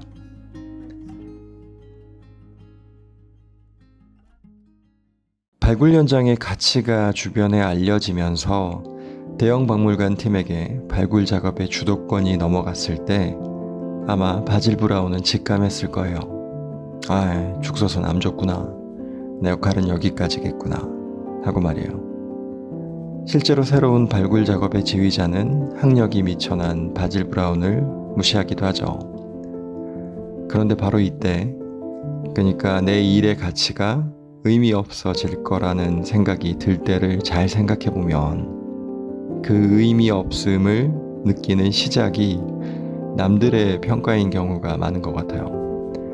내가 기여한 노력만큼 세상이 알아주지 않으면 어떡하지 같은 거요. 사실 요즘 같은 시대에는 실제로 내 성과를 남들에게 알리는 게 굉장히 중요하기도 하죠.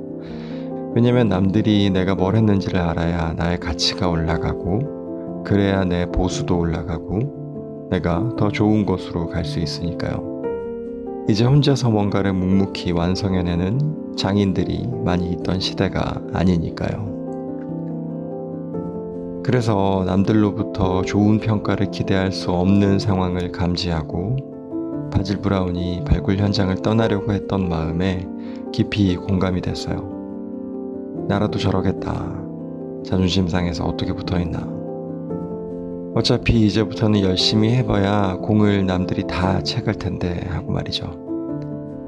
근데 그렇게 현장을 떠났던 바질 브라운에게 아내가 했던 말이 참 좋았어요.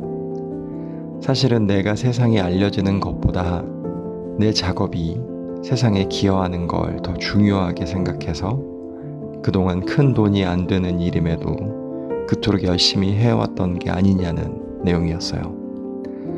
결국 그게 선대와 후대를 잇는다는 것이었죠. 발굴 작업을 통해 몰랐던 역사를 발견하는 게 말이죠. 이거 어떻게 보면 되게 순진한 사람들의 답답한 생각일 수도 있어요. 착한 건 알겠는데 영리하진 않다. 저러니 저렇게 계속 가난하게 살지라는 생각이 들 수도 있어요. 특히 당장 나의 퍼포먼스를 어떻게든 포장해서 연봉 에스컬레이터를 빨리 타고 올라가는 게 무엇보다 중요하다고 많이들 말하는 지금은 더욱 그렇게 느껴질 수도 있죠. 그것보다 내 일의 원래 의미를 생각해보고 있으라니, 내가 돋보이지 않더라도 그게 세상에 기여하는 걸 생각해보라니. 내가 돋보이는 게 가장 중요한 거 아니었나? 세상이 좋아지면 뭐하나, 당장 내가 가난한데 하고 말이죠. 긴 시계열에서 보면 정말 그게 맞는 말이긴 한 것 같은데 여전히 찜찜한 구석은 있어요. 죽고 나서 그의 역할이 재조명받게 되긴 했는데 그럼 뭐해, 살아있을 때 영광을 가져야 의미가 있지라는 생각을 지울 수가 없어요. 스스로 실력이 있다고 믿고 있는 바질 브라운 자신은 얼마나 자신을 알아주지 않는 세상이 답답했을까라는 생각이 들기도 해요.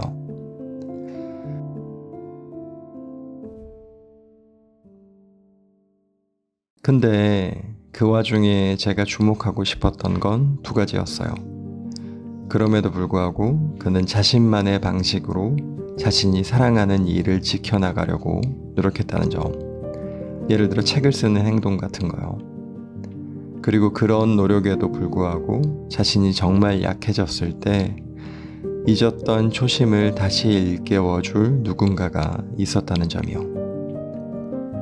첫 번째는 묵묵한 고집이었던 것 같고, 두 번째는 어쩌면 운이었을 수도 있죠. 그런 사람이 내 곁에 있다는 거 말이죠. 첫 번째의 묵묵함을 유지하기 위해 그 과정에서 겪어야 했던 지루함과 가끔씩 있는 자괴감을 이기게 해준 것도 두 번째의 도움이 컸을 수도 있고요. 그런데 잘 보면 바질 브라운과 그의 아내는 참 잘 어울리더라고요. 역시나 좋은 사람 옆에는 좋은 사람이 있는 거구나 라는 생각이 들었어요. 그런 아내를 만날 수 있었던 바질 브라운의 운은 어쩌면 그의 첫 번째 장점에서 나온 것일 수도 있겠다는 생각이 들었어요. 그렇게 위대한 작업이 탄생한 게 아닌가 하고요. 어쩌면 결국 내가 충분히 마음이 단단하거나 그런 나를 지지해 줄 수 있는 든든한 사람이 있는 문제일 수도 있겠다는 생각이 들어요. 오늘 영화 더 디그에 대한 생각은 여기까지였어요. 오늘도 달콤한 밤 되세요.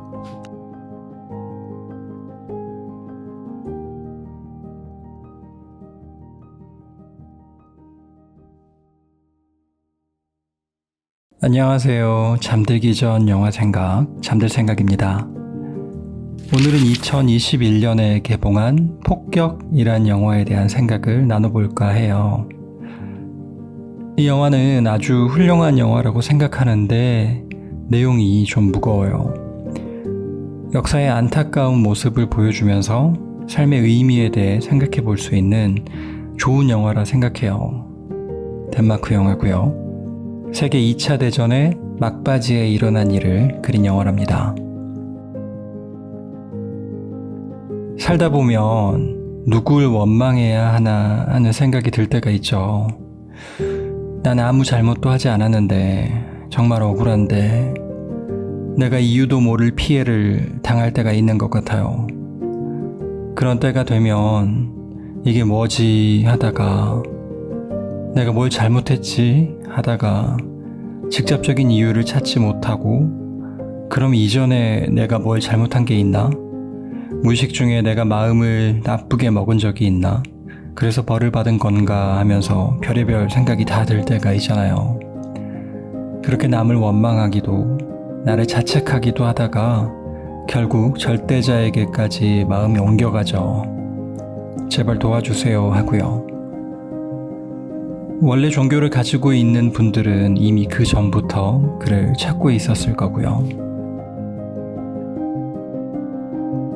하지만 아무리 생각해봐도 세상에 절대선이란 게 존재한다면 도저히 납득되지 않는 상황들이 벌어질 때 인생의 의미를 다시 생각해보게 되는 것 같아요. 그리고 그 가운데 나란 존재가 얼마나 미약한가를 생각하게 되죠. 불행의 답을 나로부터 찾을 수 있을까란 생각에 아무리 스스로를 채찍질해봐도 여전히 이해할 수 없는 상황이 계속 벌어지는 걸 보며 절대자 당신은 대체 무엇 하고 있냐고 원망의 마음을 가졌던 수녀의 마음이 이해가 되기도 했어요. 그래서 지금은 잠시 그분이 한눈을 팔고 있거나 낮잠을 자고 있다고 생각할 수밖에 없었던 아이들의 마음이 애잔하기도 했어요. 왜냐면 그렇게 억지로라도 이 상황을 이해하려고 하지 않으면 선에 대한 세상의 원칙과 나의 의미에 대한 모든 것이 송두리째 흔들려 버릴 것 같은 더 큰 불안감이 느껴져서일 거라 생각해요. 영화 처음에 잘못된 폭격의 사실을 알았을 때 그걸 실행한 전투기 조종사는 잠시 괴로워했었죠. 그들이 무고한 사람을 죽게 했음이 분명함에도 어쩌면 자신들이 죽였을 수도 있거나 반대로 말하면 아닐 수도 있다는 희망을 갖거나 어쩔 수 없었다는 자기 위로를 갖는 것이 너무나도 분한 생각이 들었어요.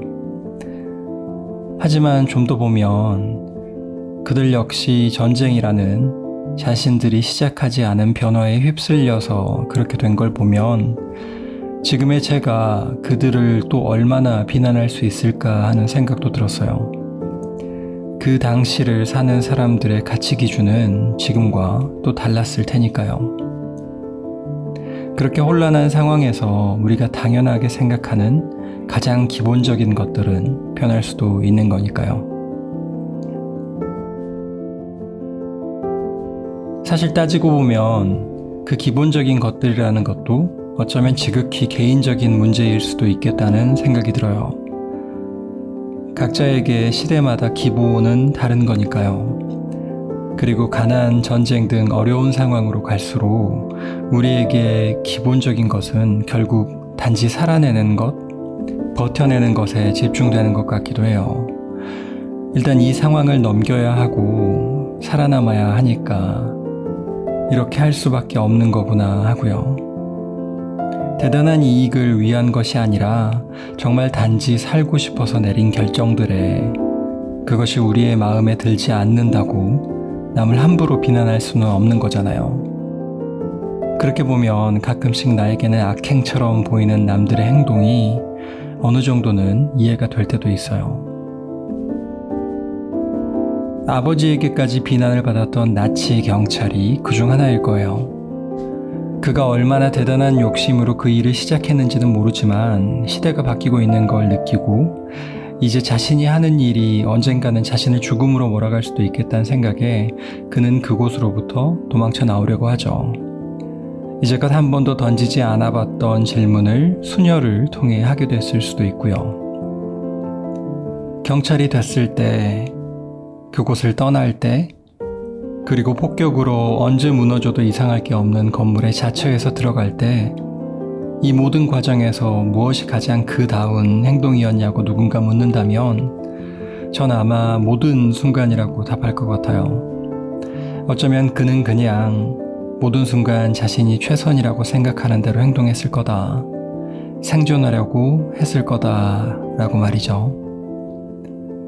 다만 마지막 그의 결정의 순간 자신의 생존보다 더 약한 이의 생존이 눈에 보였을 수도 있겠다 하고요. 이제껏 보지 못했던 게 단지 그때 보였을 수도 있겠다 하고요. 제가 보통 어떤 악행을 이해할 수 없는 건 그 행동이 한순간에 이루어지지 않았을 가능성이 크기 때문이에요. 물론 우발적인 악행도 있긴 하지만 많은 경우 선행이든 악행이든 그걸 수행하는데 얼마만큼의 시간이 걸리고 그 시간 동안 우린 우리의 행동에 대해 꽤 충분한 생각을 가질 수 있기 때문이죠. 처음엔 몰랐는데 이거 잘못된 거구나 하고 말이에요.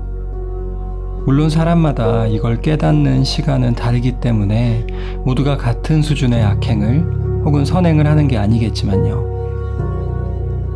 그래서 나는 왜 그렇게 오래 걸렸는지 도저히 이해할 수 없지만 결국 누군가가 그동안 자신의 삶을 돌이켜보며 반성하고 그걸 이제서라도 좋은 방향으로 돌리고 싶어 한다면 그에게도 나름의 기회는 있어야 한다고 생각해요. 이제 돌린 마음을 보여줄 수 있는 기회요. 사람마다 깨우침의 시간은 다르니까요. 그리고 그렇게 내가 정말 예상치도 못한 사람에게 도움을 받는 경우도 있다고 생각해요. 이 사람이 이럴 줄 몰랐는데 하는 순간들이 올 수 있는 거죠. 어쩌면 사람들은 생각보다 계속 변하고 성장하고 고민하고 있다는 기대를 가지면서요. 그리고 어쩌면 절대자라는 분도 그런 기대를 가지면서 우리를 기다리고 있을 수도 있겠다는 생각이 들었어요. 저마다 자신의 삶을 돌아보는 계기를 갖는데 실제로 거기에 걸리는 시간은 각각 다르니 각자가 스스로 깨우칠 때까지 기다려보자 하고 말이죠. 깨우침의 속도 차이에 따라 그 과정에서 누군가는 정말 아플 수도 억울해질 수도 있지만 그래도 계속 살아가야 한다고 말이죠. 아프지만 인정하지 않을 수 없다는 생각이 들어요. 그리고 그렇다면 지금 내가 가진 평화가 얼마나 값진 것인가를 다시 한번 느끼게 돼요. 오늘 영화 폭격에 대한 생각은 여기까지였어요. 오늘도 달콤한 밤 되세요.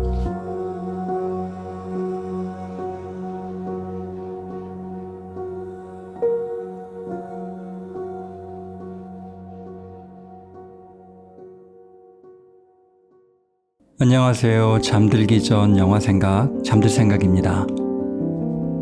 오늘은 2018년에 개봉한 브라이언 뱅크스라는 영화에 대한 생각을 나눠볼까 해요. 이 영화의 소재는 어떤 분들에게는 자칫 민감하게 느껴질 수도 있을 것 같아서 한 가지를 전제하고 얘기하는 게 좋을 것 같아요. 영화의 내용이 모두 진실이라는 전제 말이죠. 만약 그렇다고 하면 저에게 브라이언 뱅크스는 너무나 대단한 사람처럼 보였어요. 심지어 실화라고 하니 그 무게가 더 무겁게 느껴졌고요. 나라면 저렇게 할 수 있었을까 하고 말이죠. 근데 사실 첫 번째로 신기했던 건 와, 저 사람 말 진짜 잘한다 였어요. 물론 이 일화가 실화라고 해도 작가에 의해 각색된 부분이 있을 테고 그 과정에서 작가가 멋들어지게 말을 다듬었을 테지만 그래도 전 미국 영화 볼 때 그런 걸 느낄 때가 많아요. 이 사람들이 말을 왜 이렇게들 잘하는 거야 하고 말이죠. 그리고 거기에 대한 제 나름대로의 이유를 찾았는데 전 그게 미국의 역사적인 배경에 있다고 생각해요. 미국 초기에 유럽에서 미국으로 넘어온 사람들 중에는 출신이 좋은 사람, 아닌 사람이 막 섞여 있었다고 하잖아요. 역사와 가문으로 계층이 스스로 증명되었던 유럽에서와 달리 미국에 모인 사람들은 항상 자신의 출신과 퀄리티를 증명해야 하는 상황에 놓였겠죠. 모두가 모두에게 새로운 사람들이니까요. 그곳에서는 모두가 새로 시작하는 거니까요. 그렇다 보니 사람들에게 보여지는 첫인상과 그걸 만들기 위한 옷차림, 말재주 같은 게 당연히 중요했을 거고 이게 잘 갖춰지면 사람들에게 인정받기도 혹은 그들을 속이기도 참 쉬웠을 것 같아요. 가뜩이나 땅덩어리는 크고 사람도 많아서 누군가에 대한 이력 체크 같은 건 안 되니까 오직 지금 현재 겉으로 보이는 누군가의 이미지에 그 사람에 대한 판단을 의존하게 되고 결국 그런 이미지를 만드는 방법인 대화 기술 같은 것들이 발달했을 거라고 저는 생각한답니다. 그리고 좀 더 나아가 이게 이미지 메이킹, 마케팅으로 발달했을 거라 생각하고요. 미국인들이 마케팅을 잘하는 건 아마도 이런 역사적인 배경이 있는 게 아닐까 해요. 어떤 말을 해도 출신과 과거 이력 같은 다른 이유 때문에 그 말이 제대로 먹히지가 않는다면 굳이 말을 잘할 필요가 없을 텐데 이곳은 기회의 땅이었으니까요. 여튼 미국인들이 말을 잘하게 된 것도 결국 생존의 문제였을 수 있다는 거죠. 결국 내가 하는 말이 나를 대변하니까요. 사실 보통 다른 사람들은 내가 진짜 어떤 사람인지 관심을 갖고 뜯어볼 만큼의 성의가 없기 때문에 짧게라도 지금 당장 기회가 왔을 때가 내 입장을 상대방에게 전달할 수 있는 유일한 기회일 수도 있는 거죠. 그 한 번의 기회를 놓치면 그냥 나는 어떤 오해를 뒤집어 쓰고 평생 살아야 한다고 생각하면 그 순간 모든 것을 쏟아내야 한다는 생각을 안 할 수 없을 것 같아요. 지금 이 기회를 내 걸로 만들어야 한다는 생각 말이죠. 근데 이런 생각이 한 번에 만들어졌을까요? 브라이언 뱅크스라고 날 때부터 말을 잘하진 않았을 거 아니에요. 아마 그도 말을 하는 데 있어서 자신의 입장을 말로 설명하는 데 있어서 여러 번의 실패를 경험했을 거예요. 기회가 왔는데 입조차 못된 경우도 많았을 거고 당황해서 어버버했던 경우도 있었을 거고 아니면 말을 하다 보니 본인의 의도와 다르게 말이 나와서 오히려 더 큰 오해를 사며 후회한 경우도 있었을 것 같아요. 그 이후에 그때 왜 내가 말을 그렇게 했을까 자책하고 이렇게 말했어야 했는데 라고 후회하며 그때를 계속 복기해보고 다음엔 이렇게 말을 해야지 라고 다짐했을 것 같아요. 자신의 상황이 절박할수록 그리고 앞으로 내가 말할 기회가 또 언제 올지 막막할수록 그 한 번의 기회를 놓치지 않기 위해 칼을 갈았을 것 같아요. 그래, 기회는 한 번이다. 지금 내 마음을 다 전달하지 않으면 영원히 끝이라는 마음으로 말이죠.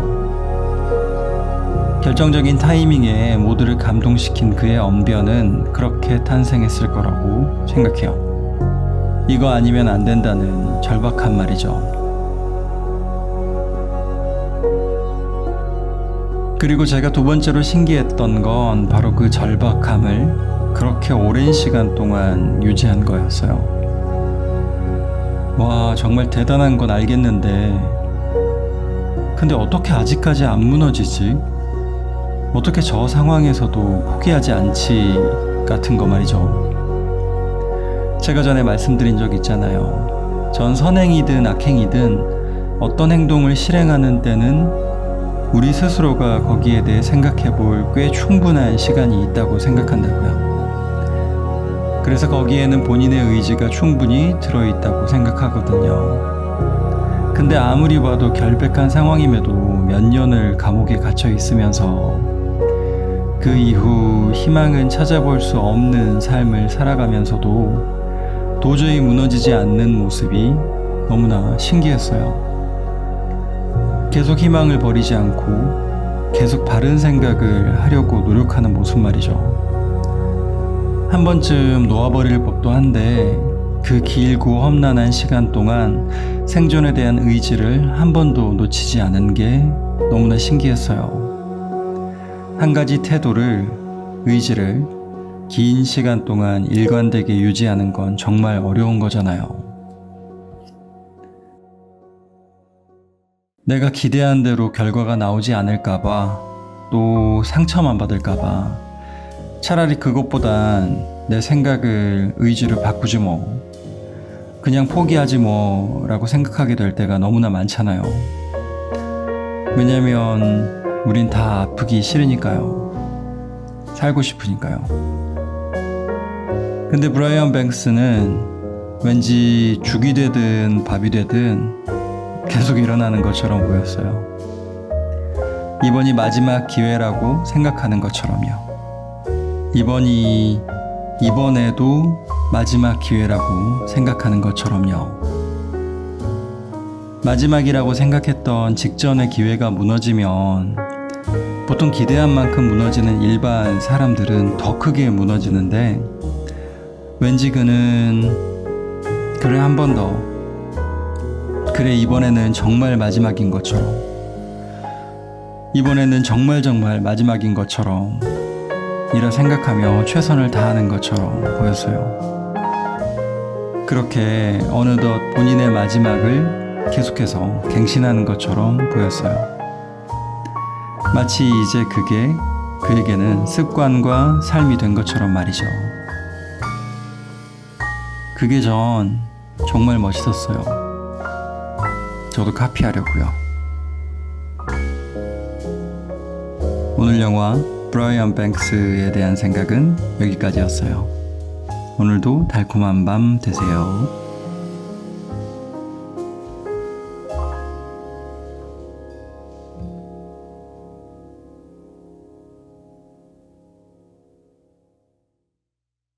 안녕하세요. 잠들기 전 영화 생각, 잠들 생각입니다.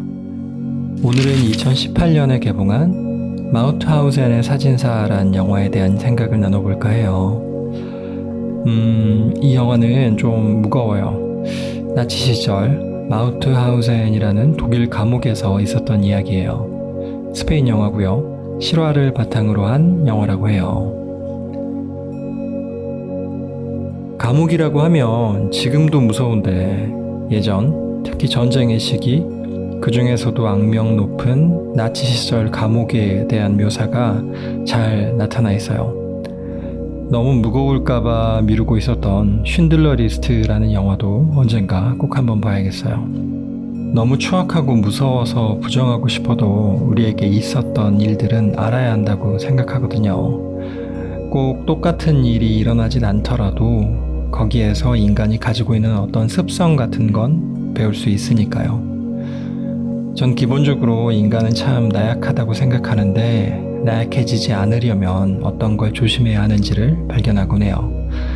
혹은 분명 나약해질 수밖에 없는 상황에서도 강한 모습, 어떤 의지를 갖는 비일반적인 상황을 보면, 기적 같은 상황을 보면 놀라기도 하고요. 이 영화에서 그 기적 같은 의지를 볼 수 있었어요. 국적도 부정당한 채 독일 감옥 마우트하우젠에 수용되어 있는 주인공 프란시스코는 감옥에서 사진사 보조의 역할을 하고 있어요. 그 덕에 감옥의 다른 사람들보다 더 편한 생활을 하고 있지만, 그 때문에 감옥의 독일 군인의 참혹한 만행을 더 가까이서 지켜볼 수 있게 되죠. 죄수들을 파리 목숨보다 더 하찮게 여기는 독일 군인들에 의해 같은 스페인 죄수들이 아무 의미 없이 죽어나가는 모습을 보면서 이걸 감옥 밖에 알려야 하겠다는 생각을 해요. 발각되면 무조건 처형을 당할 텐데도 그는 이 의지를 가지지 않을 수 없었죠. 근데 이 부분이 감옥의 다른 수감자들과 프란시스코가 다른 첫 번째 부분이었어요. 상대적으로 좋은 대우를 받는 사진 관련 수감자들은 자신들의 생활에 나름 만족하고 있음에도 프란시스코는 거기에 현혹당하지 않을 의지가 있었죠. 심지어 가끔씩 어떤 포상 혜택까지 받고 있었음에도 말이에요. 아마 독일 병사들에게 프란시스코는 절대 길들여질 수 없는 죄수였을 거예요. 물론 그들에게 길들여지고 있는 척을 하긴 했지만 말이죠. 제가 프란시스코의 이 부분을 높게 사는 건 길들여지지 않는다는 게 참 어렵다고 느끼기 때문이에요. 어떤 새로운 상황에 맞닥뜨리게 되면 그 상황이 좋든 싫든 우린 엄청 긴장하게 되고 모든 걸 경계하다가 점점 더 그 상황에 적응을 하게 되잖아요. 그 상황에 익숙해지기도 하고 장점을 발견하게 되잖아요. 이거 해보니 할만하네, 지낼만하네 하면서요. 그러다 머리가 커지면 다시 불만이 하나씩 생기게 되고 조직의 문제점들이 발견되게 되죠. 이제 머리가 커져서 그걸 어느 정도 주변 사람들에게 설명할 수도 있고 일부 사람들을 선동할 수도 있게 되잖아요. 그런데 그때 조직은 귀신같이 그걸 알고 거기에 대처해요. 혜택을 주는 거죠. 회사 같으면 포상휴가를 주거나 승진 같은 걸 시켜주거나 하잖아요. 더 큰 책임감과 혜택을 주고 더 큰 기회 같은 것들을 보여주면서 유혹해요. 지금 이곳이 좋은 곳이라고 말이죠. 이곳이 그나마 안전하다고. 이게 조직이 조직원을 길들이는 방법이죠. 조직에서 인정받는 느낌, 뭔가가 더 보장되는 느낌은 나름 달콤해서 그리고 이미 적응해버린 익숙함에 취해서 그걸 받은 조직원은 이내 원래 가졌던 불만과 본인의 생각, 의지들을 곧 잊게 돼요. 그래, 생각해보면 또 여기만한 데가 없어 하고 말이죠. 그러면서 처음에 가졌던 불만은 천천히 잊혀지거나 아니면 그럼에도 견딜 수 있는 것으로 치환되는 것 같아요. 물론 나치 시절의 감옥과 지금의 회사를 비교하는 건 너무 차이가 극단적인 비교라고 저도 생각하긴 해요. 하지만 조직이 조직원을 길들이는 모습은 꽤 비슷한 점이 있는 것 같아서 둘 사이 연결고리가 생각이 났어요. 프란시스코의 다른 점은 어느새 감옥 환경에 적응되어 버려서 조직이 부여하는 생각밖에 할 줄 몰랐던 다른 재수와 달리 자신만의 생각을 꽤 긴 시간 동안 계속 유지했다는 것 같아요. 아슬아슬한 순간들이 있었잖아요. 독일 사진 장교가 친하게 대해주고 성관계를 할 수 있는 특혜도 주고 감옥 밖에서 일할 수 있는 기회를 줄 때 말이죠. 이렇게 이 사람하고 좋은 관계를 유지하면 감옥 생활 나름 할만한데 라는 생각이 분명히 들었을 텐데도 프란시스코는 여전히 처음의 분노를 가슴속에 유지하고 있었죠. 하지만 그렇게 유지해왔던 그의 분노는 그가 기대했던 계획이 처참하게 실패하면서 완전히 폭발해버리죠. 누구나 안 그러겠어요. 마지막 희망이라고 생각했던 계획이 실패로 돌아갔을 때 밀려오는 절망 말이에요. 그래도 조금 참지 하는 걱정이 들 만큼 그는 독일 사진장교에게 그 분노를 모두 표현해버리고 결국 그는 독방으로 가게 되죠. 제가 좋았던 건 이 부분이었어요. 이 독방에서 다시 정신을 차리고 다시 어떻게든 희망을 찾고 어떻게든 필름을 살려보겠다고 끝까지 포기하지 않은 부분이요. 마치 지난번 영화의 브라이언 뱅크스를 보는 느낌이었어요. 다 내려놓고 포기할 법도 한데 끝까지 필름을 사수하려고 마지막까지 고민하고 바쁘게 움직이던 손을 보며 이 사람은 역시 다른 사람이구나 라고 생각했어요. 물론 그러고 나서 영화와는 달리 감옥 생활이 계속 이어졌을 수도 있어요. 프란시스코는 고문을 당하다 결국 죽게 되고 필름은 영원히 역사 속으로 사라졌을 수도 있죠. 하지만 정말 모두가 끝이라고 생각했을 때에도 포기하지 않는 노력만이, 그때까지 지켜왔던 의지만이 만에 하나 있을 수 있는 기적이 왔을 때 끝까지 살아남을 수 있다는 건 확인할 수 있었어요. 끝까지 길들여지지 않고 지켜왔던 누군가의 신념만이 결국 남들에게 전달될 수 있구나 하고 말이죠. 오늘 영화 마우트하우젠의 사진사에 대한 생각은 여기까지였어요. 오늘도 달콤한 밤 되세요.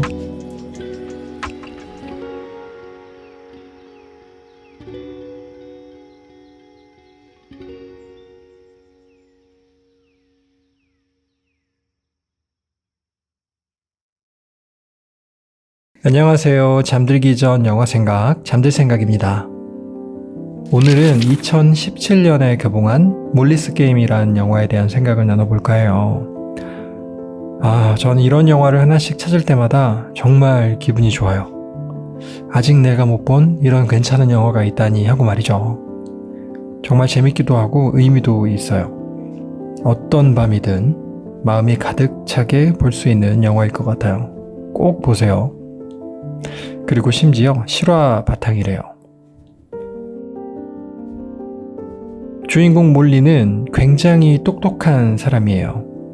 엄격한 아버지 밑에서도 자신의 똘끼를 감추지 않고 제멋대로 자란 친구죠. 그 덕에 자신만의 생각이 있어요. 자신이 생각하는 중요한 가치가 있고 그게 남들과 달라서 늘 주변을 관찰하고 공부하려는 태도를 가지고 있죠. 거기에 굉장히 똑똑하기까지 해서 판을 읽을 줄 알고 사람의 심리를 어느 정도 꿰뚫어보는 재주도 가지고 있어요. 아버지가 심리학 교수라 은연중에 배운 것도 있겠죠. 영화는 어렸을 적 모굴스키 선수였던 몰리가 큰 실패를 경험하는 걸로 시작해요. 그리고 그녀가 느끼는 막막함, 이제 뭐하지 라는 막막함으로 시작하죠. 아버지에 대한 불만이 있었던 몰리가 자기 힘으로 독립을 하면서 아버지가 정해준 경로 외에 다른 길을 맛보게 돼요. 카드게임의 하우스를 운영하는 역할을 하게 되면서 그 세계가 어떻게 굴러가는지를 배우게 되죠. 저는 이 부분이 되게 좋았던 게 똑똑한 사람이 뭔가 상황을 배우고 흡수하는 걸 보면 정말 신나거든요.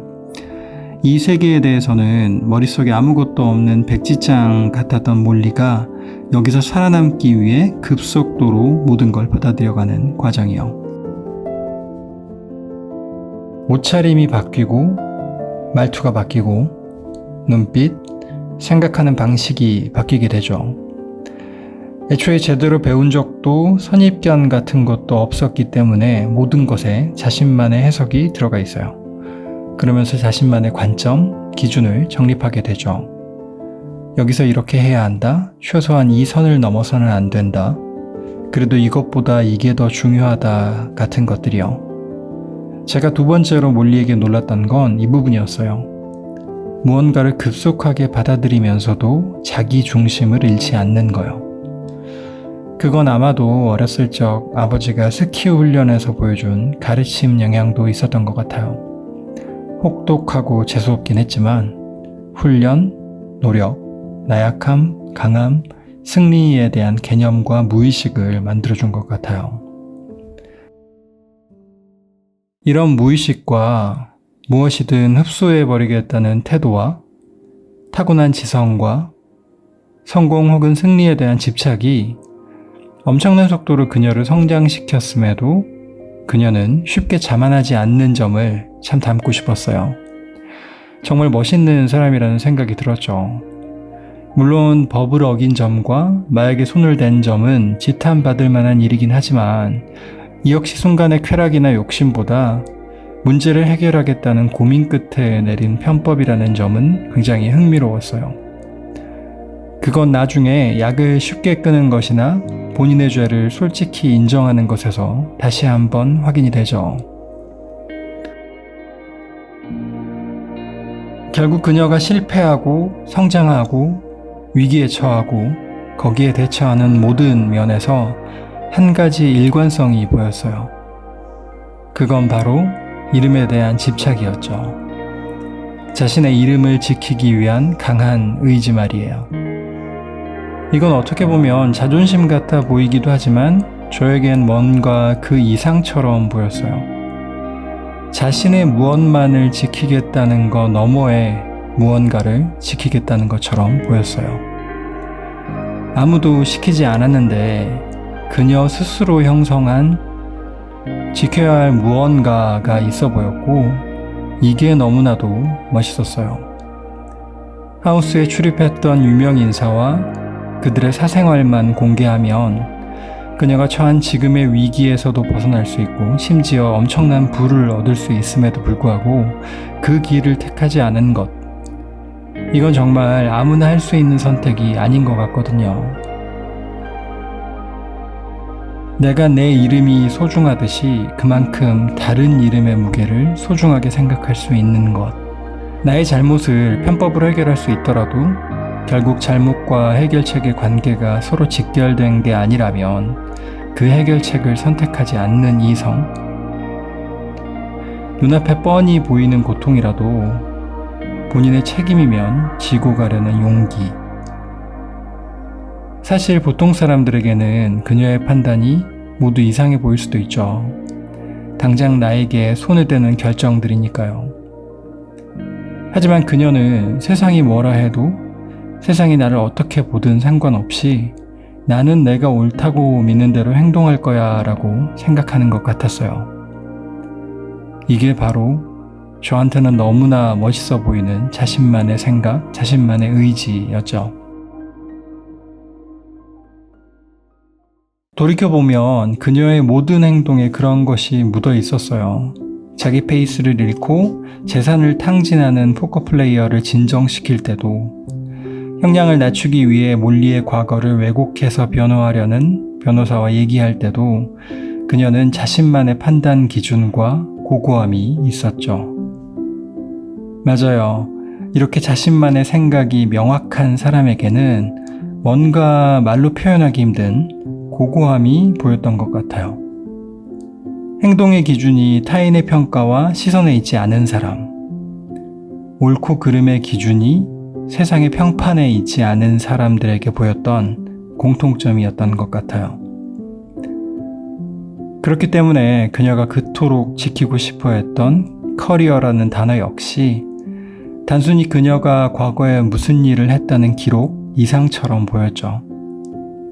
이건 그녀가 그동안 만들어 온 세상과 일에 대한 가치관인 거구나 하고 말이에요. 덕분에 저도 커리어라는 단어에 대해서 다시 생각해 보게 됐어요. 이건 어떤 회사에서 구체적으로 어떤 일을 한 걸 말하는 게 아니구나. 그동안 거기서 내가 만들어 온 세상에 대한 해석을 뜻하는 거구나 하고 말이에요. 그리고 나 역시도 그걸 지켜내야겠다는 생각이 들었어요. 나의 이름, 나의 커리어 말이죠. 결국 그것이 진짜로 나를 대변하는 것들일 테니까요. 어쩌면 실패라는 막막함을 지켜줄 유일한 방패가 바로 이게 아닐까요?